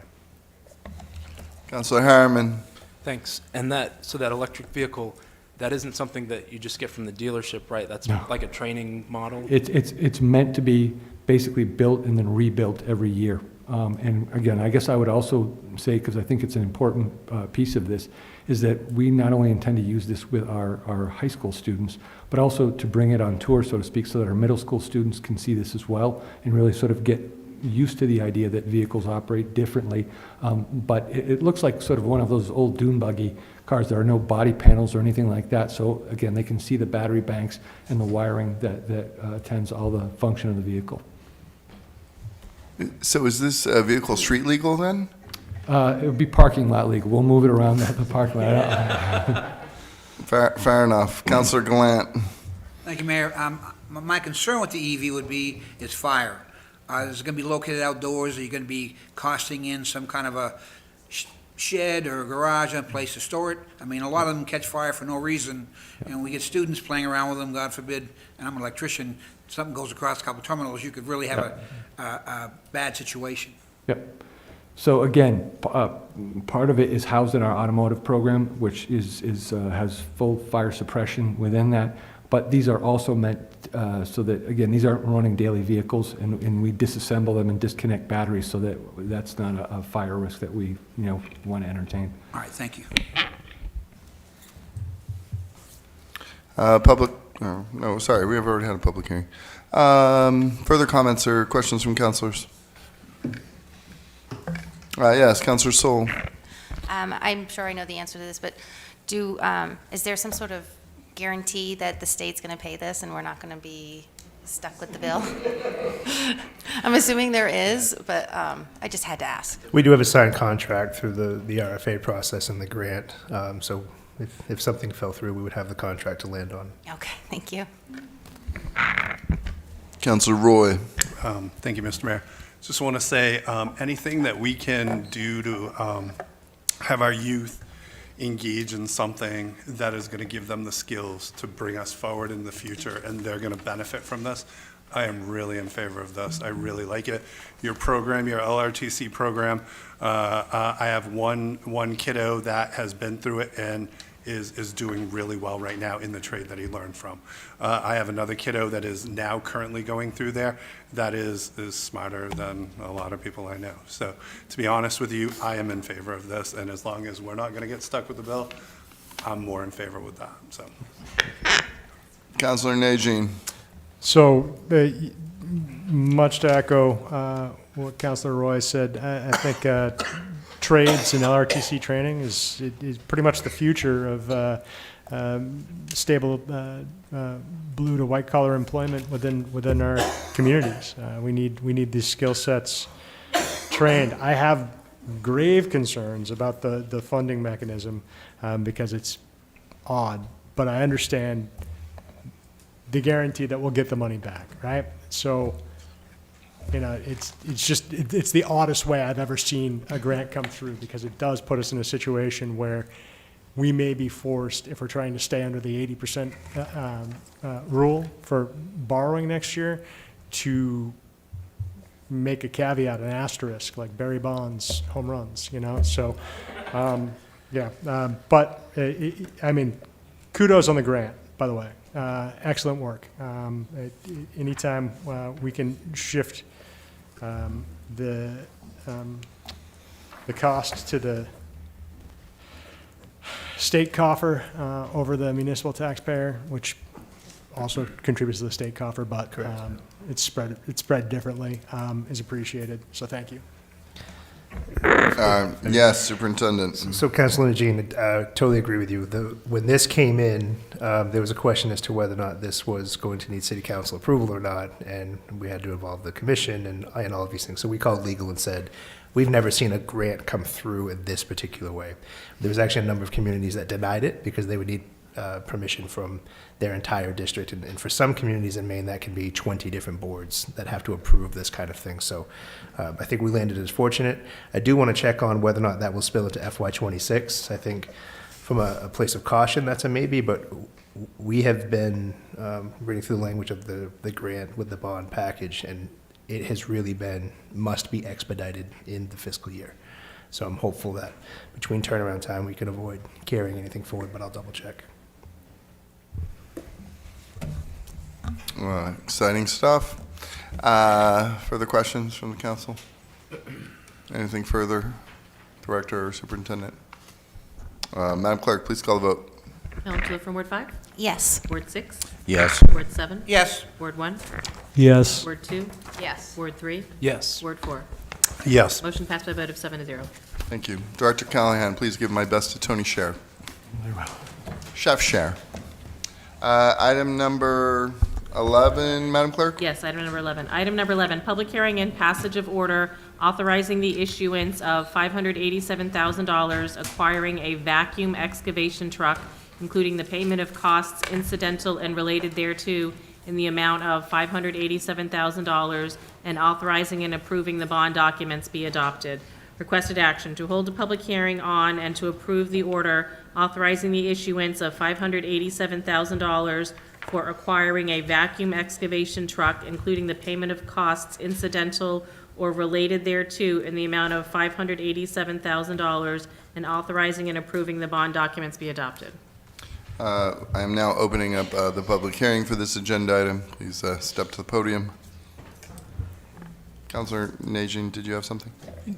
Just in the past, normally the presentation happens before the comments, correct? I'm just asking because it's difficult, I think, sometimes to make public comment without the Yeah, presentation. well, we can have a presentation first. Director Gagne, please introduce yourself and your guest and kick us off with the presentation. Good evening. Kevin Gagne, Director, Lewiston Public Works, and with me I have... I'm Erica Kidd, the Deputy Director of Utilities. Thank you. So we're here before you tonight. We have come before you on September 17th to request permission to accept what was listed as a grant, but also similar to the last agenda item, it goes through the state revolving loan fund administered by the drinking water program. So You approved it in September 17th, that we could receive the funds, and going through the process to receive those funds, Director Roy noticed that while the water utility, the water division is applying and received the award, this is still falling under the City of Lewiston and the City of Lewiston debt. So that's why before you here tonight as a public hearing. This hydro-excavation, hydrovac truck, it has a 55% principal forgiveness. So that we won't have to pay back. So the remainder of $264,150 is a 0% loan over 10 years. So that's what we're asking for permission tonight and what this public hearing's for. Thank you for that presentation. We will now head to the public hearing. If you would like to speak, please step up to the podium.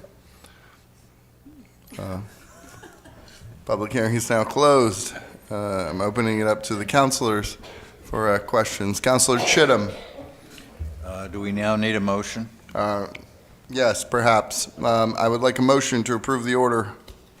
I will give you that motion, sir. Second. Councilor Chittum, followed by Councilor Gallant. We've already conducted the presentation, so now questions and discussion from councilors. Councilor Chittum, yes. Yes, this question is for Director Roy. Even though, since these are paid from enterprise funds, they do not enter into the 80% calculation. Correct. Is that correct? Correct. Okay, That's thank why you. that was not on the council order. Right, thank you.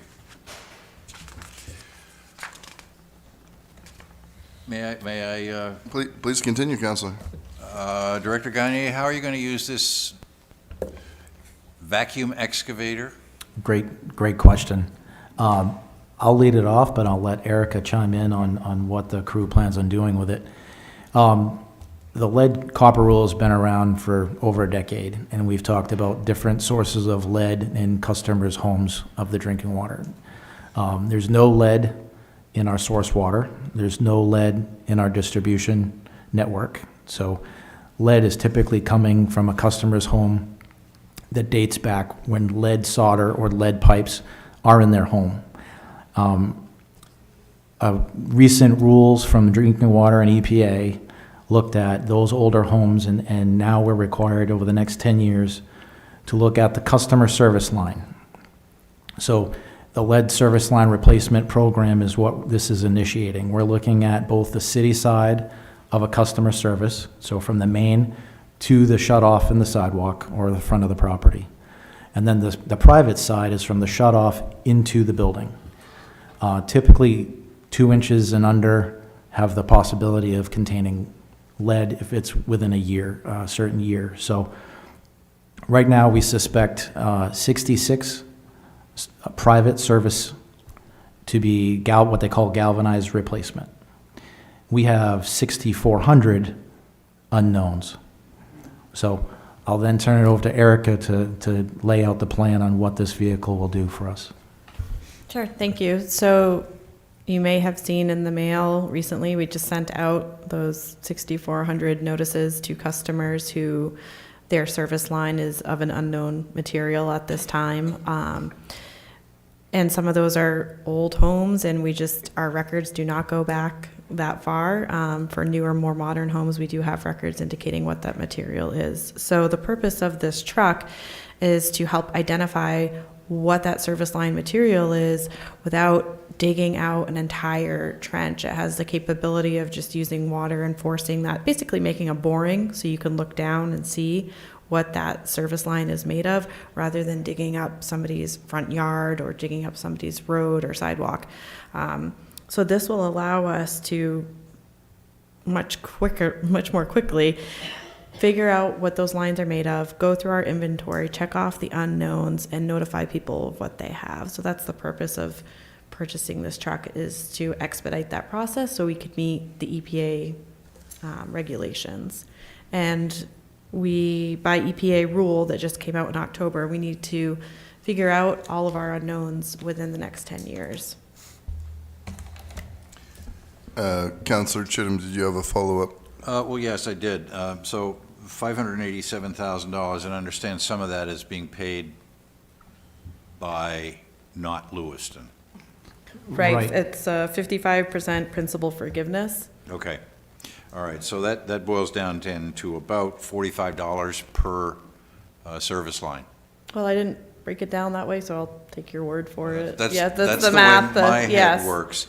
And I don't think you can get a backhoe to excavate a service line for $45. No. Okay, so that would be a cost savings there. Another question perhaps for Director Gagne. I read in the paper this morning that Lisbon has a similar problem, and I'm wondering, is there any cooperative agreement or relationship between Lewiston and surrounding towns for the use of equipment, the renting of our equipment to these other communities to help them out and help recoup some costs for us? That's a great question. Our partnership right now is exclusively with the Auburn Water District.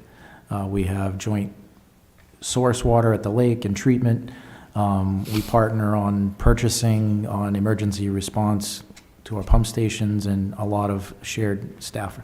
We would be open to that, but right now every water utility in the nation is under these guidelines and these deadlines. What happened in Flint, Michigan, mismanagement of water quality and the poisoning of customers in those distribution systems is something that EPA said, all right, we need to do a national thing. So early rollout was we were going to have to investigate all the unknowns within 3 years. So there were a lot of federal money that was given to states, especially older communities like Maine, and the drinking water program rolled that out. So we were more than happy to work with others, but right now the schedule for this is 2 staffers full-time, probably from April through this time in each year. These type of vehicles, they have water on board. They have basically a pressure washer at the front end, cutting the soil and breaking it down so they can go up the vacuum tube and go into the debris body. Once it's filled, then they go dump it, but they just keep moving down and looking at the services. So I'm not sure how much downtime this vehicle will have. Right now, we expect it to do 10-plus services a day to be able to meet the deadlines. But we would be happy to partner and help out any of our neighboring water utilities. Okay, thank you. Great answer. Yep. Councilor Glant. Thank you, Mayor. Being one of those people with a 160-year-old house, is there money for the customer to get new pipe into their home, or it's up to them to make a decision? So right now, the state has a lot of federal assistance available. Right now, we haven't fully assessed the costs. We're still trying to inventory. I would expect in the next year or two, we'd start figuring out where we're at and come back to council to come up with a program to possibly assist or reimburse. Right now, I do know that the city does have assistance for property owners. It's based on more of a financial status, whether somebody can afford to pay or not. It ends up being like a short-term loan. So there are possibilities. So we're really, we're not forcing a homeowner to change things. So if you got a letter that says you have a galvanized replaced line that we think you should replace, we're more than happy with you to walk you through that. Right now, public service announcement, the safest thing you can do is run your cold water, okay? So if your water's been sitting there overnight and you're thirsty, let your cold water run until it feels cold. You feel a change in temperature. Room temperature water in the fixtures has the higher possibility of leaching lead out of your fixtures. The second thing is only use cold water to cook or drink. Do not use your hot water to make a cup of tea or coffee or boil pasta. Hot water systems are made for cleaning and bathing, and they are not drinking water safe, especially if you're in an older home. So we're more than happy to help out. State drinking water programs help out. We've been testing in older homes, and we've been looking at those higher at risk based on a certain age. Chances are, we've been replacing water lines in the street since the mid-'80s. I can tell you that we have about 10 miles left of unlined cast iron mains. We expect to be done by 2030. And when we change those older mains that are higher likelihood of having lead service and lead parts of the services, we change the service all the way to the curb stop. So this is really focusing for customers on their private side to let you know what's going on. So we're not going to force you. We're going to try to come up with a program. There are some funds, but we haven't really come up with that program yet. Well, that's good for people to know, because people get nervous when you put a hole in the front of the yard. Now, do you fill the hole back up? Yes. I mean, so this truck has that equipment there too, or is there a second vehicle coming behind? There may be a second vehicle. It depends on what, so we're creating a slurry, Right. a soupy mess, and we're vacuuming it up into the back of the truck. So we're not going to put that back in the hole. What we will do is probably have a second truck come back and backfill once we do the test. People can test in their own homes. What do you have coming into your water meter? If it looks like copper, it's just an orange color. If you scrape it with a sharp metal tool, if it is white and non-metallic, that's lead. So those are the two tests, right? A color, whether it's magnetic or not. So if you have any questions and you can't get to your basement, you're elderly, or you don't know where your meter is, we have staff that'll help you go to your basement, find your meter, find your service, and help test that way. So there's multiple ways, but this is one tool that we're looking to use to understand what's going on, how many services we have out there. Thank you very much. You're welcome. Further questions or comments from the council? Yes, Councilor Najin. And just to reiterate, we do have, Lewiston and Auburn have highest levels of lead poisoning in children in the state of Maine. Am I correct on that? I'm not a lead expert, but I do know that in working for the city, that most of the program has been in our older downtown multi-unit apartments with lead paint. And Pain, okay. yeah, so the lead program that Lincoln Jeffers and Development, the city has initiated, and there's more funds this year, is for that lead abatement. That's the priority thing, is that if you have old air systems and heating systems, or people are renovating and you're putting that dust into the building envelope, and then young kids are exposed, and that's the biggest concern most of the time, from my understanding. I may be wrong, and if I don't mind being corrected, but so. Appreciate it. Thank you. Anything further, councilors? I think we're good. We appreciate the time and hope you support it. Madam Clerk, please call the vote. Council from Ward 5? Yes. Word 6? Yes. Word 7? Yes. Word 1? Yes. Word 2? Yes. Word 3? Yes. Word 4? Yes. Motion passed by a vote of 7-0. Thank you. Thank you. Thank you both. Item number 12. Item number 12, extension of time frame for the ad hoc committee on homeless shelters to December 31st, 2025. Requested action to extend the work of the ad hoc committee on homeless shelters to complete their work by no later than December 31st, 2025. May I have a motion, please? So moved. Councilor Chittum. Second. Second by Councilor Harriman. Discussion. Councilor Glant. I'd like to continue on the committee. Do I need to excuse myself from this vote?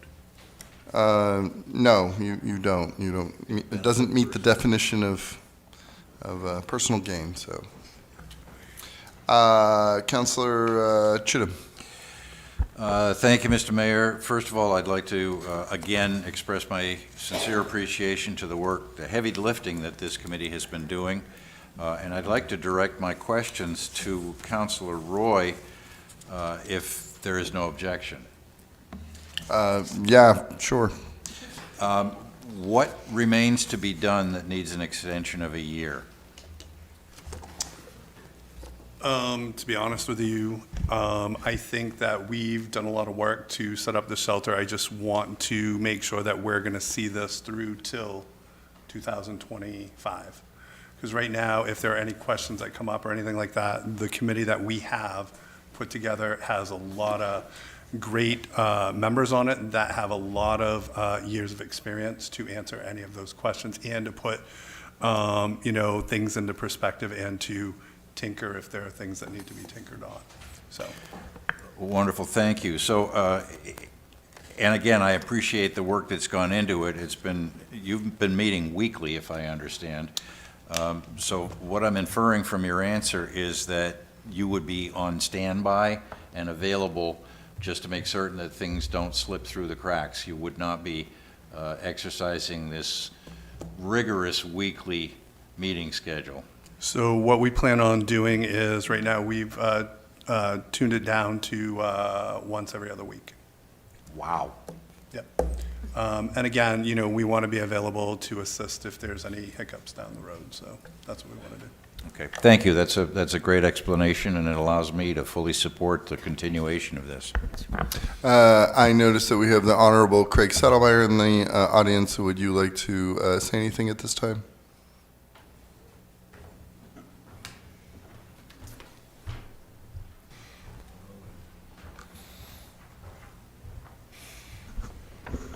I think Mike captured it pretty well.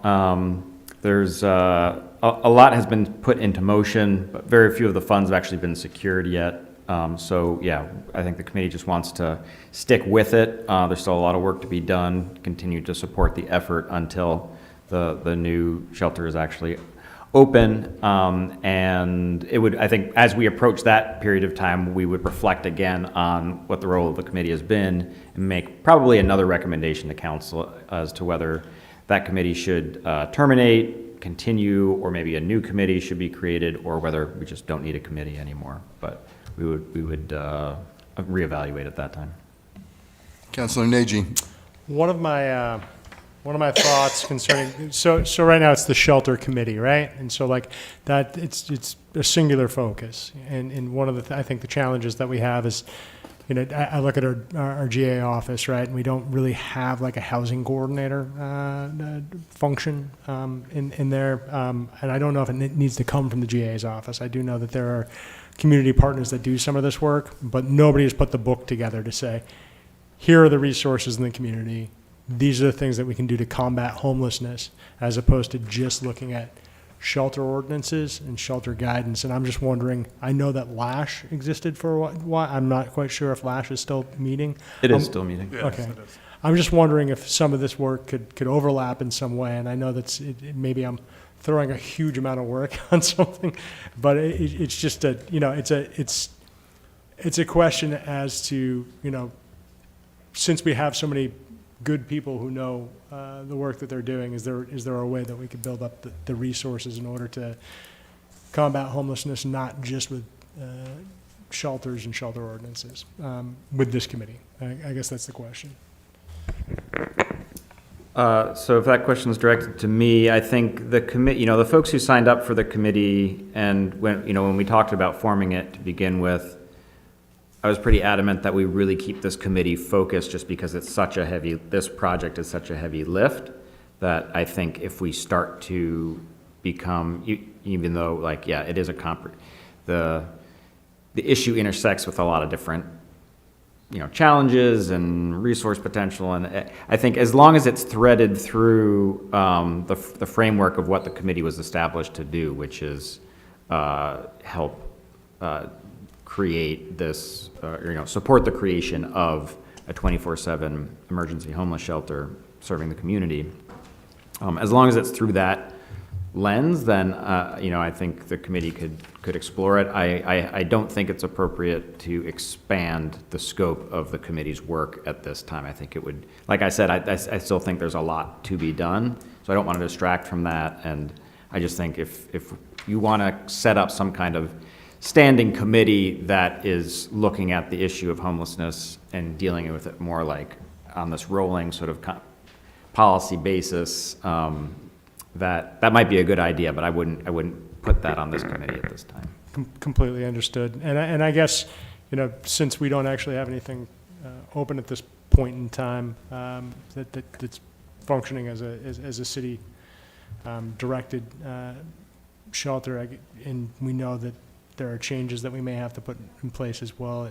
I guess it does make sense to keep it in place. I would just ask that if we could possibly have a breakdown of like what's been accomplished, what are the goals going forward, and the timeline on that, just so that we have a better understanding of exactly what the work actually scope is going to be for the next year. That's all. Councilor Roy. Thank you.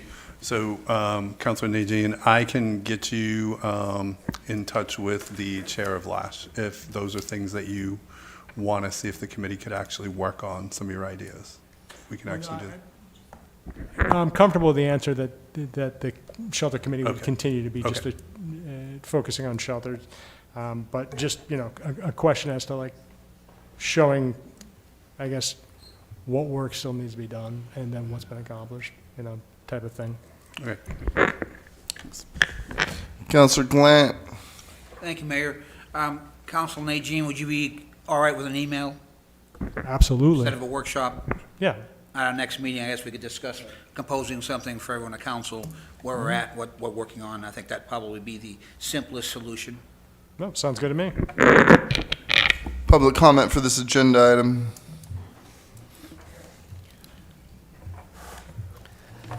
Matthew Igren, Ward 4. Let me start off with the biggest surprise for everyone in this room and watching on TV.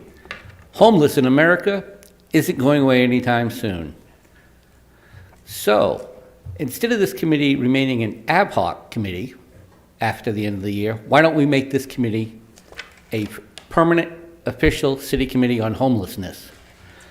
This way, instead of the membership when you guys set this committee up where everyone was trying to fit into a fixed slot, and some people who were interested didn't think that the fixed slot that you guys wanted them for fit the description that they do. This way, it can be open to any of these people with any experience in the manner that could fit with the committee setup and continue the work forward. It's not that this committee, that the ad hoc committee needs to go away. It's going to need to be there. And even once the shelter is up and running, we're going to need the committee to focus on homeless. And at-risk homes. How many people do we all know who are at risk of being homeless 2 or 3 paychecks from now? A lot of us. So I think moving this to an official committee, city committee, instead of an ad hoc, would be beneficial to everyone.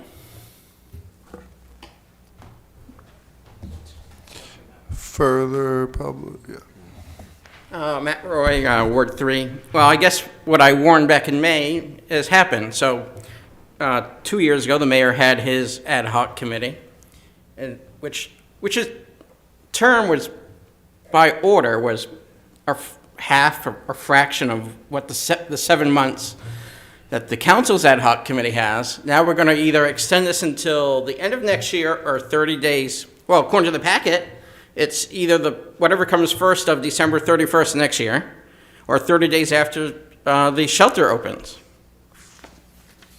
which no one's addressed tonight except for the packet, unless I misread it. And again, and we already have a standing committee. We have, per the Code of Ordinances, we have a housing committee. And the concerns that Ms. Corshane had back this spring was the time and resources that committee has. There is nothing stopping the council from amending the ordinance, Code of Ordinances regarding our standing committee, the standing housing committee, to bolster, those missing parts. We don't actually need a ad hoc, a separate house. Yes, to Mr. Agron's point, homelessness is only a part of the housing crisis that we have here locally, statewide, nationally, and globally. You go anywhere else, well, go Google the upcoming Irish general election next weekend. Housing is a topic that's covered in every media outlet in Ireland. And not the, and as Councilor Najin knows, my personal preference is about, the missing middle, and people can go Google that too. We have literally legalized ourselves into our more generalized, broad housing crisis at that. Because, until LD 2003, which I think was short-sighted personally, we basically legalized a monopoly that, everyone needs it. The only thing that we can build without planning board approval and Board of Appeals and any other board you can think of is the single-family home, which globally is only really seen in North America. You go anywhere, you go Europe, Japan, Australia, New Zealand, that's not how it works. Thank you. Further public comment? Public comment is now closed. Back to the council. Councilor Najin.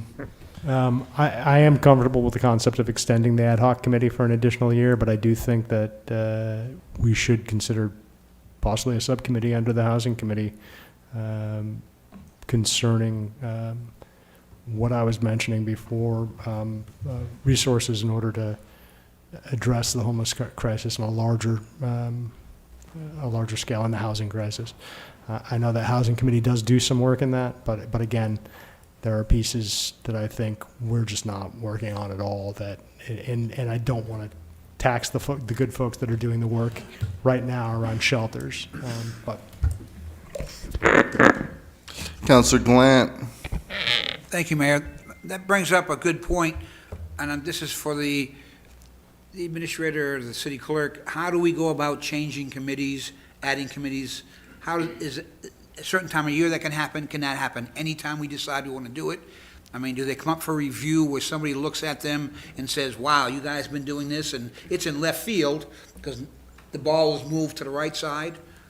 So there's nothing really in standard for that for us? Sure. So most of the city committees are staffed by various city staff members. You know, certainly some are combined Lewiston and Auburn committees, joint committees, but for the most part, they're Lewiston-based, and they're staffed by city staff members who would monitor their work and propose any changes as needed. Some committees are defined in city ordinances, and some committees are defined in policy. That's just no really rhyme or reason, just sort of past practice on that. So at any time, the council is welcome to review the language for the definition of committees, whether you do it independently or we do it via a workshop, and those changes can be proposed at any time on a council agenda. Thank you very much. Further comments from the council? Councillor Roy, are you good? I'm good, thank you. Mr. Sattermeyer? I guess if, maybe I'll speak briefly to, well, I'll start with what we'll get the sheet to you in terms of what we've accomplished and what we plan to do. But I mean, in a nutshell, what we've accomplished is we've gone through the RFP process. We've worked with, council on the license ordinance changes. We've developed a budget, a conceptual budget and sort of framework for the new shelter to get up and running. The new shelter, we're still trying to work towards a September 1st start date for the shelter. This next stretch is really kind of like the hardest part of this work. We've identified funding sources, but as I said, those funding sources haven't been secured. So a lot of our meetings are trying to track all of these different things we've put into motion in terms of how funding can be secured, making sure the follow-through is happening on those items. And we meet with the frequency that we do, because my experience is that for a working, not just a committee that sits together and says, like, this would be a good idea, someone go do that. Like, we're doing the work of making sure that the ball keeps moving on each of these items. And we have to be meeting very frequently, or else, if a month goes by and something didn't get done, then a year's going to go by and we're not going to be where we want to be. So this is actually the most challenging part. I guess to speak briefly to the housing committee, which I also chair, so in either case I'd be involved in this work. But when the housing committee started, I believe it was at the end of 2019 when it was first appointed. I've been on that committee the entire time, and we focused on homelessness almost exclusively for at least the first 2 years of that committee's life, because it's such a consuming and complicated topic that's very related, but also very different from the subject of all the other housing types to talk about: single family, multi-unit, mixed income, high income, affordable.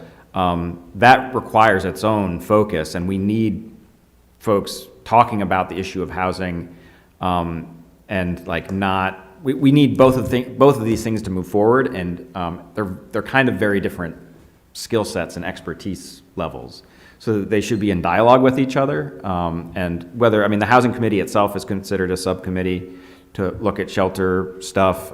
Whether it's a subcommittee or its own committee, we can figure that out together. But the bottom line is, this committee that we're talking about has always been, and I think when we started, I said, I'm comfortable with the end of the 2024, like, that's the sunset clause, and I will come back to you if I feel like we need more time. And, you know, that's what I said then, and I feel like we need more time, so that's why we're coming back. But yeah, the people who signed up for this specific committee have signed up and are giving a lot, you know, are meeting with the frequency that they are because they're anticipating there's an end goal that we're all like working towards. And I just think when we create a new committee, just design that new committee with the intention of serving, you know, a broader scope of work, you know, a standing committee, and get people appointed to that who are sort of refreshed and like committed to that work instead of signing up to do one thing and then getting tasked with something else, like, you know, bigger. Yes, Councilor Najin. And the only thing that I have a question on now is, so the folks that were originally appointed, they're willing to stick through to 2025. Does the composition of the committee remain the same?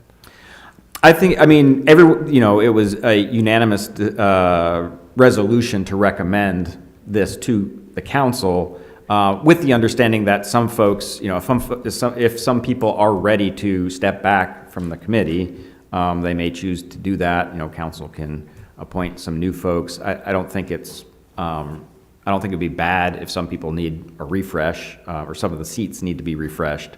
I think majority of the folks on the committee are committed. No one has told me that they're planning to resign, but I think it's a reasonable, you know, at this moment, seems like a reasonable time to do some new appointments if the council were interested in that. So the mayor actually did the appointments because it's an ad hoc committee, and so we just want to make sure that if we're replacing people, that it's smooth and we're ready to do so. So that's a consideration in extending the ad hoc committee. But other than that, I'm comfortable with the concept. I just want to make sure that if people are leaving, they're getting replaced quickly, and that we have some type of feedback on who may possibly replace them. That's Yeah, all. you will certainly hear from us direct. You know, you'll hear from me and Mike pretty quickly if anyone's planning to leave and if we think we've got seats that need to get filled. Yes, I guess I was just going to add that I'll wait to hear from the co-chairs. Further questions or comments? Mr. Sotomayor, we are honored by your service. Thank you very much. Madam Clerk, please call the vote. Counsel from Ward 5? Yes. Yes. Ward 7? Yes. Ward 1? Yes. Ward 2? Yes. Ward 3? Yes. Ward 4? Yes. Thank you. Motion passed by a vote of 7-0. Councilors, we are coming up, well, now it's a minute after 9. Do we want to take a few minutes before we continue with the rest of the agenda? Looks like there's support for that. Madam Clerk, we will take a brief recess. And we will reconvene momentarily.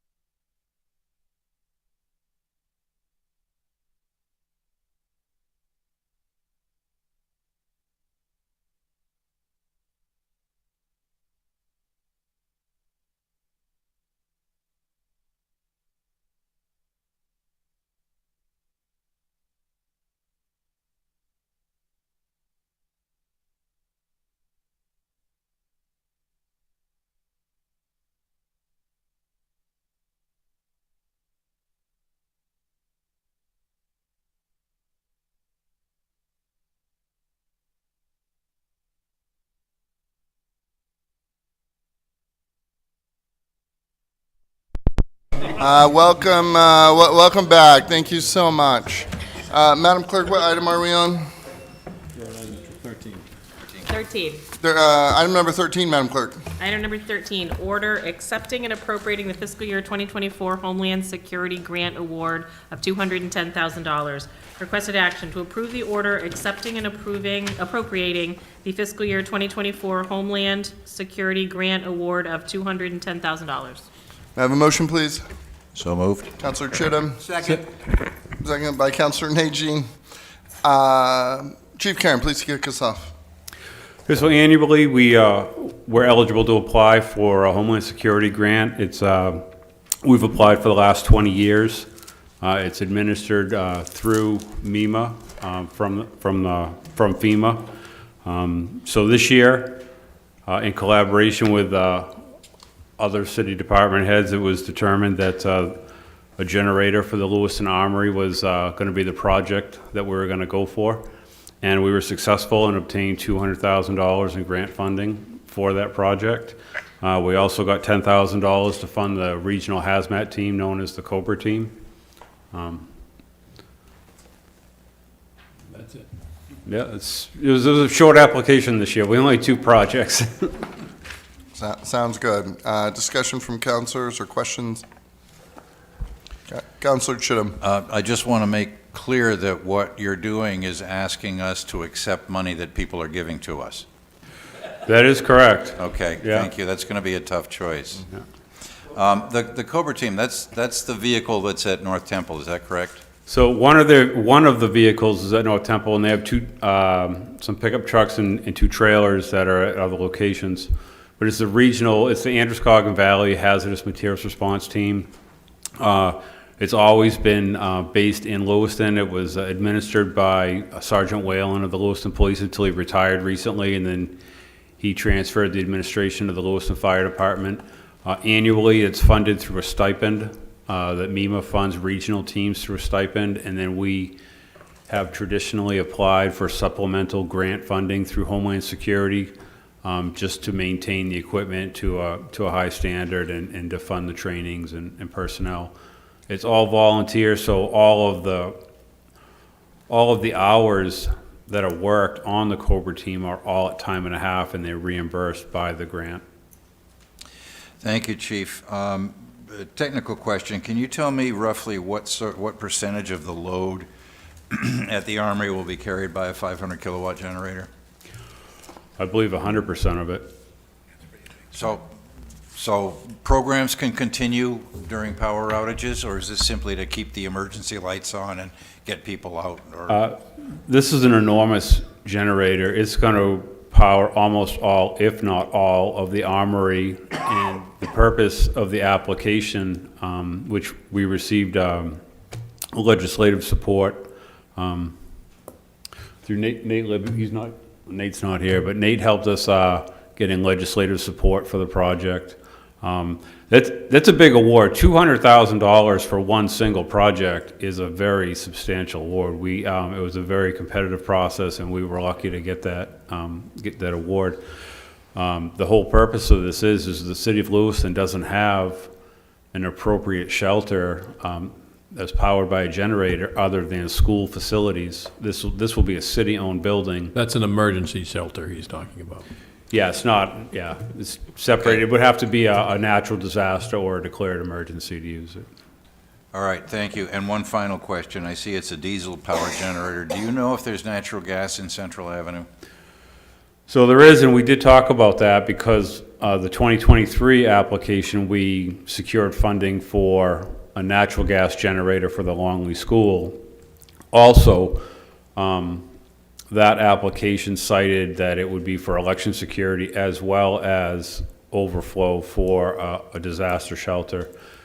And when this was priced out as a diesel generator, we questioned why it was, and we were told by the vendor that a natural gas generator would be like 5 times the size. Okay, thank you very much, Chief. Councilor Najin. First, excellent job getting the the $200,000 through. That's impressive.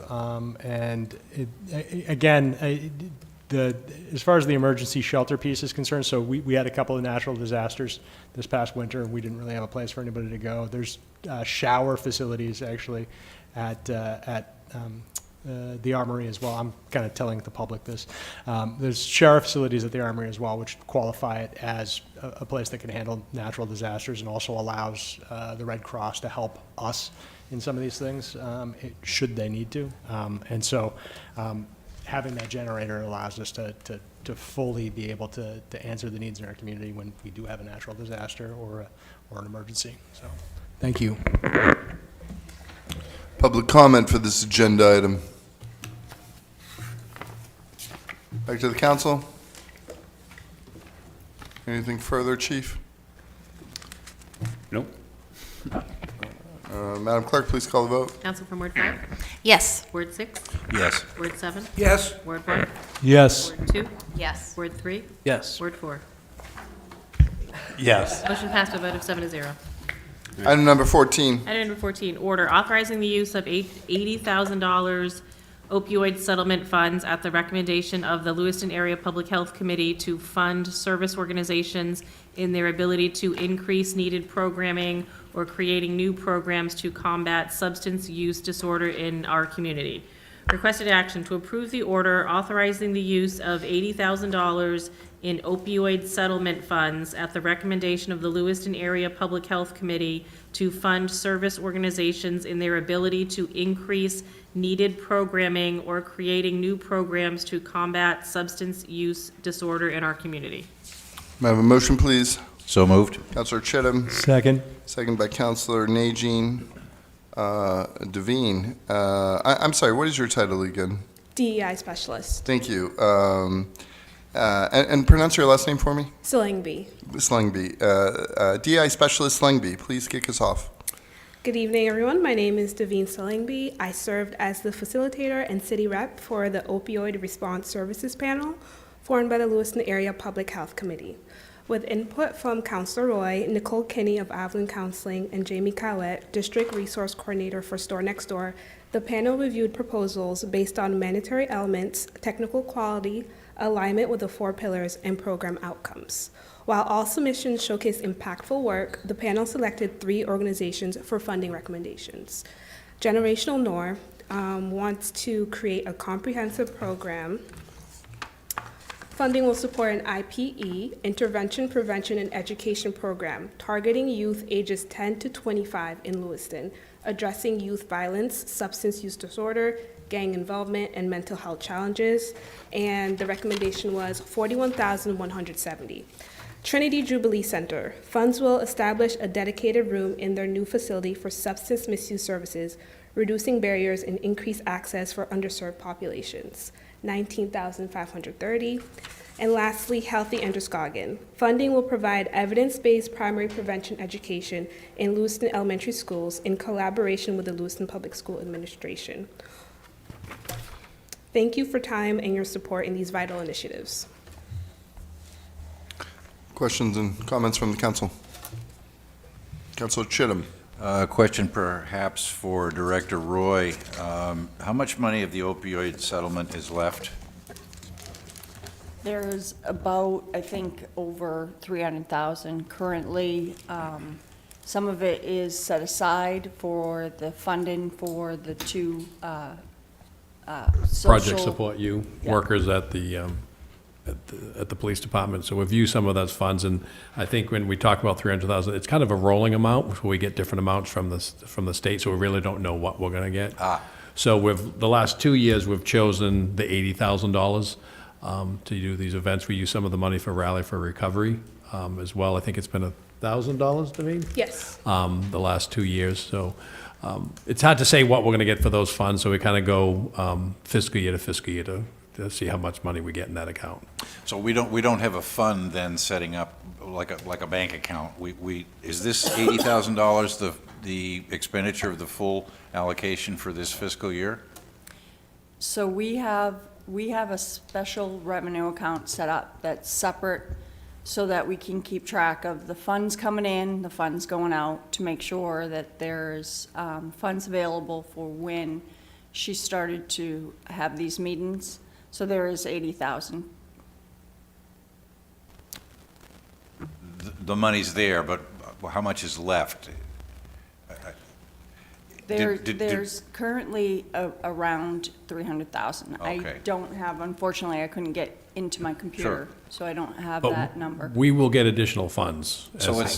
So the pool is continually being filled, and we're taking money out of it, but it now has... But we don't know when it's going to get filled. That's the issue. I see. It's not like Okay. they say, okay, this year you're going to get 80 grand, no, you're going to get 100 grand, because they divide it up between all the different communities.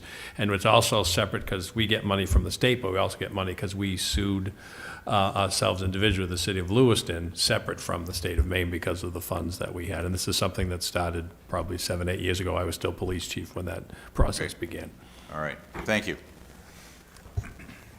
Councilor Najin? Just out of curiosity, the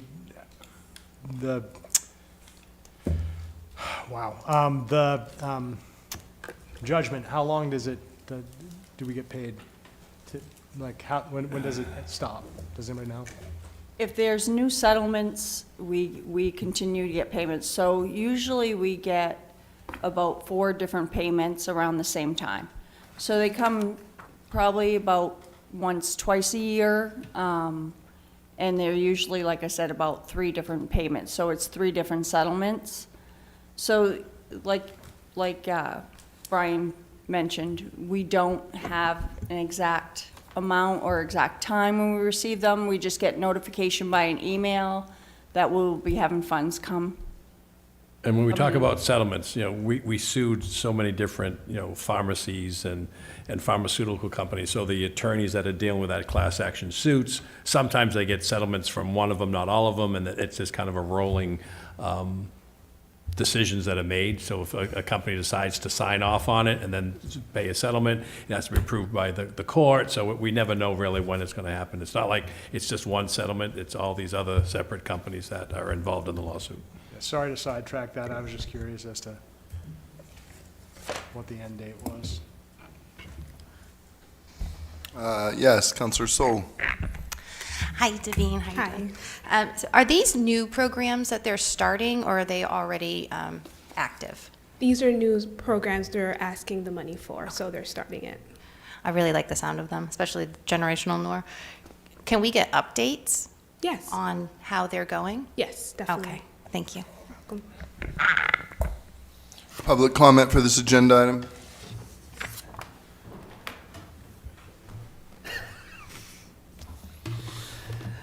Matthew Agron, Ward 4. So here's my big question. What are the other 4 nonprofits that requested funding from this but were denied? How did they score? And what did they offer for the funding that they requested? Maybe some of you up there have it, but it's not included in the packet. So us out here don't know anything about who the other 4 were. I hope you guys can fill us in before you vote.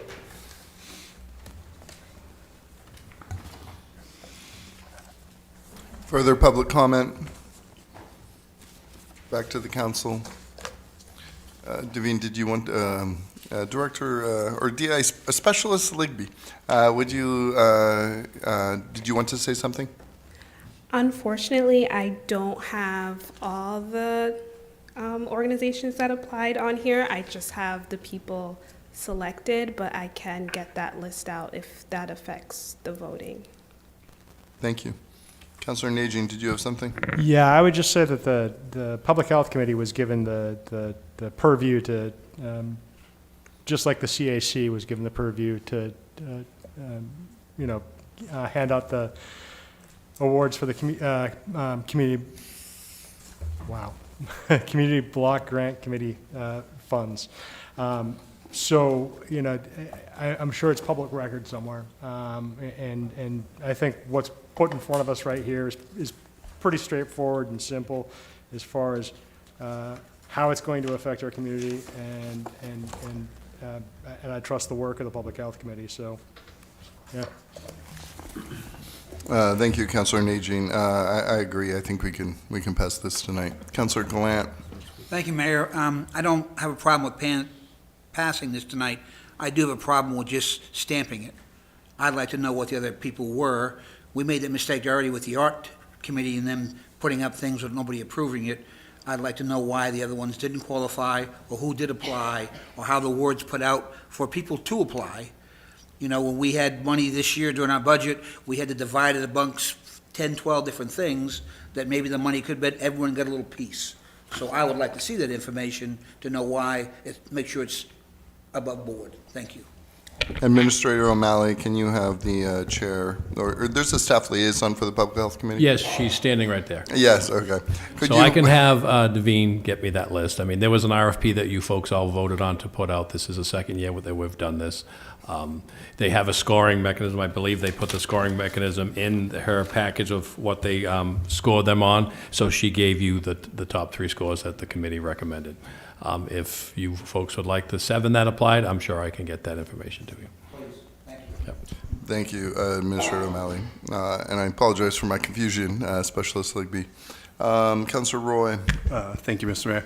I just want to add, it was very, very competitive. I mean, it's a shame that we couldn't give everybody all the money, right? The ones that we gave the money to did score highest in the rubric that we had. But again, I would tell everybody to continue to apply because, again, as much as we get this money, we want to give it to everybody. We really do. But at this point, it was very competitive. It was really, really close. You're talking tenths of a points by some of these things. So again, it was really hard to score. So. Councilor Roy, I take that to mean that you serve on the Public Health Committee? I do, yes. Thank you. And that being my point, we did have council representation on that committee. Madam Clerk, have we been to public comment for this? We have, yes. Okay. Any further questions or comments? Madam Clerk, please call the vote. Council from Ward 5? Yes. Ward 6? Yes. Ward 7? Yes. Ward 1? Yes. Ward 2? Yes. Ward 3? Yes. Ward 4? Yes. Motion passed by a vote of 7-0. Thank you so much. Item number 15. Item number 15, order accepting and appropriating the MDOT Municipal Stream Crossing Program Grant Award of $200,000. Requested action to approve the order accepting and appropriating the MDOT Municipal Stream Crossing Program Grant Agreement for $200,000 for the River Road culvert. May I have a motion, please? So moved. Councilor Harriman, Second. second by Councilor Chittum. For our viewers who are tuning in late, please introduce yourselves and kick us off. Good evening, nice to see you again. Kevin Gagne, Director of Lewiston Public Works. And Jeff Boley, City Engineer. We're here before you tonight. This is not an SRF. This is actually a grant. So this is what we used to think of as a grant. There's no repayment. There's no loan. We're not going through a bond bank. This was applied for by Assistant City Engineer for a project here in Lewiston on southern part of River Road. Right now, we've put in the FY26 for the funds to balance out this project. In the bond, it was in the grant, it was a match. We had the $315,000.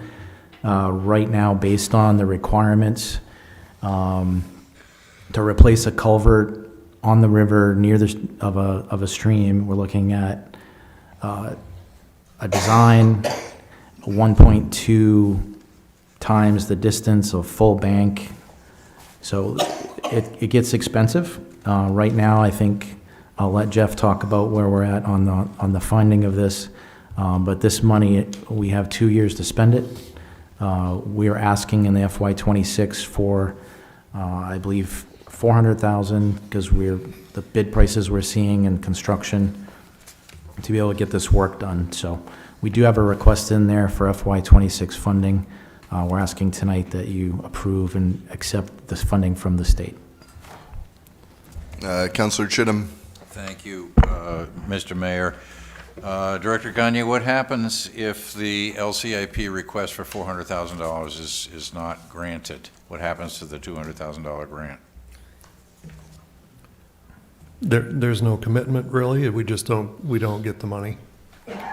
You don't get the money unless we put up to 400,000.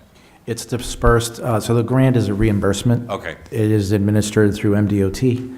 So there's 3 disbursements. The first one would be after design, second would be in construction, and the last one be closeout of the project. So if we don't fund it, we don't do it, we would let DOT know we haven't secured our match, we're not going to follow through. Okay, I'm not suggesting that would be the outcome, it's just a question. Yep. Is this Hartbrook? No.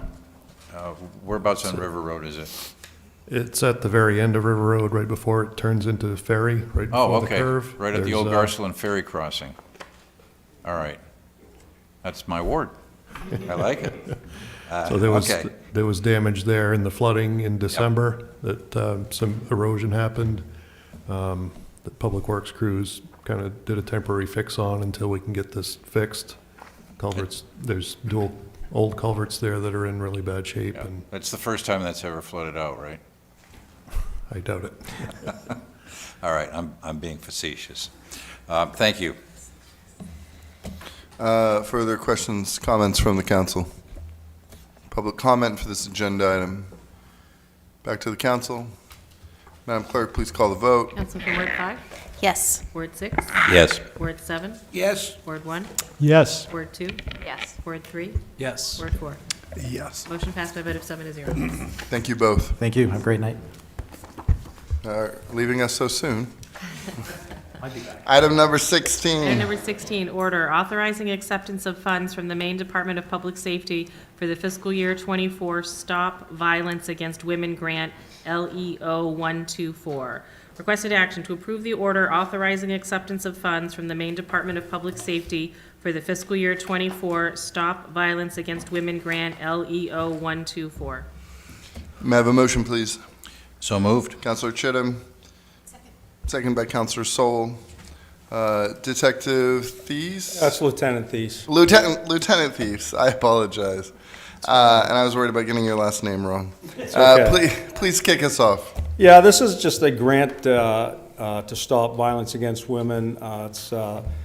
It's something the Lewiston Police Department has applied for and been granted since it became available for, since I can remember. So we use this grant to, conduct domestic violence checks, compliance with our protection orders. It also goes 10% to the detective domestic violence, her salary, and we also use it to pay for miscellaneous items such as security cameras, clothing for some of our victims, something we've gotten every year. It's free money. Thank you. Discussion, questions from the council? Public comment for this agenda item? Back to the council. Thank you very much, Lieutenant. Madam Clerk, please call the vote. Counsel for Ward 5? Yes. Ward 6? Yes. Ward 7? Yes. Ward 1? Yes. Ward 2? Yes. Word 3? Yes. Word 4. Yes. Motion passed by a vote of 7 to 0. Item number 17. Item number 17, order authorizing the use of asset forfeiture funds for moving costs and to purchase furniture and furnishings for the new police department. Requested action to approve the order authorizing the use of asset forfeiture funds for moving costs and to purchase furniture and furnishings for the new police department. May I have a motion, please? So moved. Councilor Glant, second by Councilor Harriman. Lieutenant Thies, please kick us off. Yes, sir. Once again, we're probably at, through LCIP funds, we're around $380,000. Our estimate right now, a rough estimate, is when we're through the furniture company, we're at about $377,000. So that's going to eat up most of that. We're asking for up to $300,000, not to exceed that, in asset forfeiture. That's going to pay for a lot of the smaller items that we haven't accounted for yet. And little things that add up, like with our new station, we're going to have Wi-Fi, so we're going to need smart TVs, something we don't have right now. Everything from shower curtains to chair mats. We still, of course, have to get our training room outfitted, because right now we use the armory, and I think we use some of the rec department's mats that we kind of borrow from them. So we want to kind of outfit our training room with chairs, tables, and our own mats. washers, dryers, plus we haven't even put the bids out for our move yet. So, and we're lacking on some furniture items, because I know that the high-density storage that myself and Nick are looking into, that we actually want to bring from our current station to the new station, but there's some weight issues that may prevent us from doing that. And to buy a new one, that's roughly $70,000, I think, is kind of what we're looking at right now. So I think we're safe at up to $300,000 that we're going to spend on our from our drug forfeiture that can only be used by us. I think we're at like 1.3 million right now, so it's kind of where we're at. Councilor Chittum. You just gave me your promotion. I was Thank going to you. say. Lieutenant, I heard you say high-density storage, and I heard $700,000. 70,000. I'm sorry. 70,000, I'm sorry, that's still a big number. Can you Yes. elaborate on that? What is high-density storage? It's basically, I guess, if maybe Nick can speak on it, because I know he's been working with me. It's kind of a rolling file cabinet, I would say. And there's, like I said, the one we have now, there's some weight issues. But Nick, introduce yourself, please. Yes. Hi, my name is Nick Charneski. I am a consultant for the City of Lewiston as a project owner's rep, working in title of Clerk of the Works. Some of you may know me from the fire station as primary and armory in the Finance Committee, but I've been working with Jim with the Police Department. So as a representative for the vendors that are owners, that's being put in place for the police department. So in this case here, we've been outfitting, as one of the vendors that we're looking at is outfitting the office furniture, which can get kind of complicated based on space, placement, and then also weight distribution. In this case here, the rolling filing cabinets or the high-density storage units, something you would see mostly in best looked at in doctor's offices that slide. They can hold very large and heavy paper items in this case here. We've been given a budgetary number of $70,000. Obviously, we'd work them down to reality once we are able to look at that a little bit closer. And if not, that has to meet certain specifications for weight distribution at the mill. So that has to be approved on that. So what I do is I take that information and work it through the steps through engineering as well as through the architecture and making sure that it's going to fit within the space and working on the nuances well with the vendor and see if that product's going to work for us in this situation here. So best representative, best visual idea of what this may look like is something you would see at the doctor's office. That would be a 10 by 10 space that can actually would hold the files in there and go back and forth on a set of tracks that it looks like. So if I could, instead of having 4 shelves or 5 shelves and 4 aisles, you have 7 shelves in 1 aisle, and you move the shelves back and forth? Correct, yes. Okay. And then, all right. yes, yeah. It's All right. yeah. Thank you. No problem. Further questions and comments from councilors? Comment for this agenda item? Back to the council. Madam Clerk, please call the vote. Counselor from Ward 5? Yes. Ward 6? Yes. Ward 7? Yes. Ward 1? Yes. Word 2? Yes. Word 3? Yes. Word 4? Yes. Motion passed by a vote of 7-0. Item number 18. Item number 18, order authorizing the acceptance of the donation of gym equipment, sound system, and video from Geiger to the Lewiston Police Department. Requested action to approve the order authorizing the acceptance of the donation of of gym equipment, sound system, and video from Geiger to the Lewiston Police Department. May I have a motion, please? So moved. Councilor Sol, followed by Councilor Gallant. Lieutenant, please tell us what's going on. Yeah, just we were actually approached by Peter and Gene Geiger about they actually came down for a tour of our new station, and they're great. I mean, they're big, obviously, in the community and huge supporters of us, and kind of made the suggestion that they wish to donate a new gym to our new station after seeing the donated and used equipment that we've had for the better part of 30 years in our new station. they actually gave us a tour of their facility, and it kind of made it, when you take a tour of their facilities, it's a place you want to work, and they kind of wanted to, use that, as a recruiting tool for our station and making it a place where people would want to work, and they came up with the suggestion of putting in a sound system, a new gym, and kind of outfitting us with that. I appreciate their generosity. Questions, comments from councilors? Councilor Chittum. Who gets to pick the music? Well, I think we're just going to have a kind of a rotating list, I think, is the general consent. We're going to kind of mirror what the Geiger Brothers, they got a pretty good system on how they run things down there, and I think we're going to mirror that, actually. Thank you. You're welcome. Councilor Najin. Yeah, I'd just like to say that I personally appreciate the generosity of the Geiger family for this effort towards the Lewiston Police Department, and I definitely, sincerely feel that you folks deserve some new equipment. So, Public comment for this agenda item. Back to the council.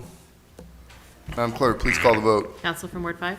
Yes. Ward 6? Yes. Ward 7? Yes. Ward 1? yes. Ward 2? Yes. Ward 3? Yes. Ward 4? Yes. Motion passed by a vote of 7-0. Lieutenant, thank you very much. Folks. Item number 19. Item number 19, resolve authorization to execute an employment agreement to set forth the terms and conditions of employment with the Deputy City Administrator. Requested action to approve the resolve authorization to execute an employment agreement to set forth the terms and conditions of employment with the Deputy City Administrator. May I have a motion, please? So moved? Councilor Glant. Second by Councilor Sol. Councilor Harriman, yes. Thank you. Yeah, so I had asked that this be put on the agenda. This resolve came from the city attorney, and it basically is to allow us as a council to, to execute any agreement with the deputy city administrator or with the acting city administrator, because we don't have currently a city administrator. Administrator O'Malley can't sign his own contract, so this gives the council president and the mayor the ability to sign that contract in place of a city administrator. Of course, any changes that would be made to that contract would be negotiated with the whole council and with Administrator O'Malley in an executive session before anything is made, any changes are made. Councilor Chittum. Yes, so basically this facilitates the negotiation, which would then be brought back to council in executive session. So it just eases the process and makes it more effective and more efficient. Correct, and also it avoids that conflict of interest with Administrator O'Malley being both acting city administrator and holding the position of deputy city administrator. He can't sign his own contract, so.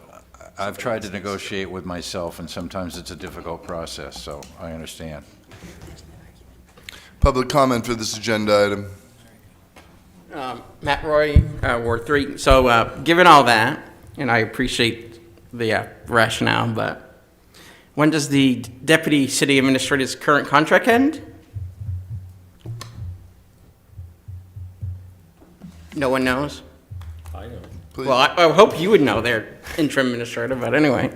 please finish with your public comment, Mr. Roy. So anyway, I guess the rationale behind that, the question is, do we expect does his current contract expire before the permanent city administrator will be hired?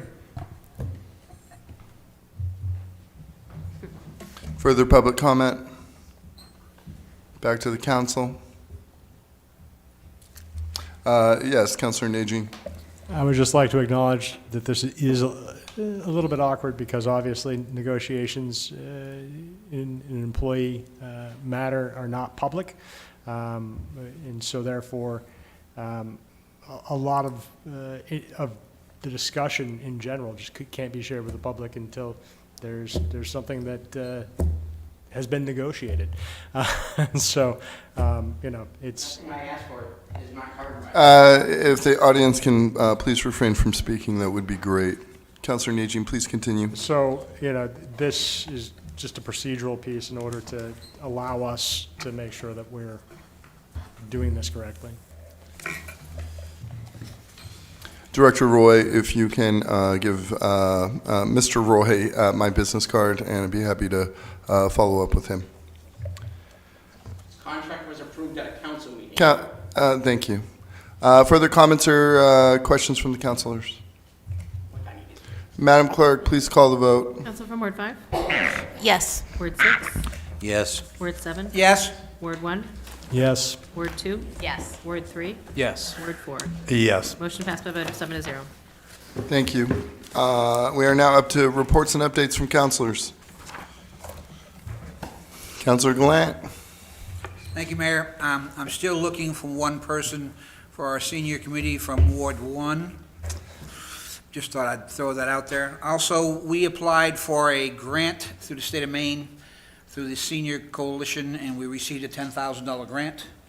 We will be coming to the next board meeting and presenting what the outline of that's going to be. I talked with the governor's office today. I'll be on a Zoom tomorrow morning with her to accept it for the city, but we'll come here and get acceptance from you all, but that'll be happening. So people out there who are interested in being involved with our committee, we now have some money. And if you'd like to come out and work with us, we'd appreciate it. That's what I have today. Thank you. It's if what I'm hearing you saying is things are more interesting now. Yes. Further reports and updates from councilors. Okay, seeing no more further reports and updates, we're now up to new business, should there be any. Councilor Gallant. I know we all want to go home. Thank you, Mayor. I have a question. I raised this one time before. Agenda items. Do we have any control on the order of agenda items? And if so, how do we go about it? Sure, the City Council rules, which is policy manual number 6, outlines the order of the agenda. Public hearings are first, and then ordinance changes, then policy items, then orders. I can't remember off the top of my head, but it does lay out the order.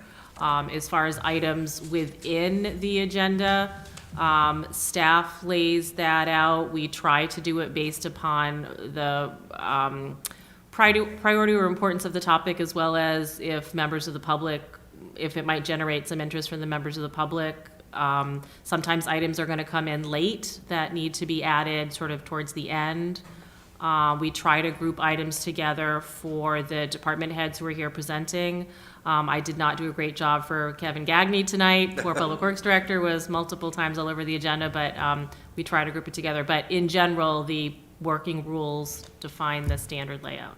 Okay, so we do make an attempt to make sure our department heads, and, it just seems a shame that they get here at 7 o'clock in the morning and it's 10 o'clock at night and they get to go home. I know the two of you just love your job, and you don't really have a problem with that, as well as Director Roy, but, I feel for those individuals who have to come up and sit down, and I'd just like to see us some way to tighten that up to make it, a little more functional for them. Yes, we do try to do that. As you saw, the police department had their items all in a row, and I didn't do such a great job for Public Works this time. All right, thank you. Thank you. You know what, we can stop feeling sorry for Director Gagne right now, so. This was maybe for reports and updates, but Madam Clerk, thank you so much for everything you and your department and all the city election workers did for the election. Thank you so much. I know it was a lot. Any further new business from councilors? May I have a motion to adjourn? Councilor Chittum, second by, Councilor Sol, second by Councilor Chittum. Sure, why not? Madam Clerk, please call the vote. Councilor from Ward 5? Yes. Ward 6? Yes. Ward 7? Yes. Ward 1? Yes. Ward 2? Yes. Ward 3? Yes. Ward 4? Yes. Motion passed by a vote of 7-0. You guys all have a great night. Or well, what's left of it.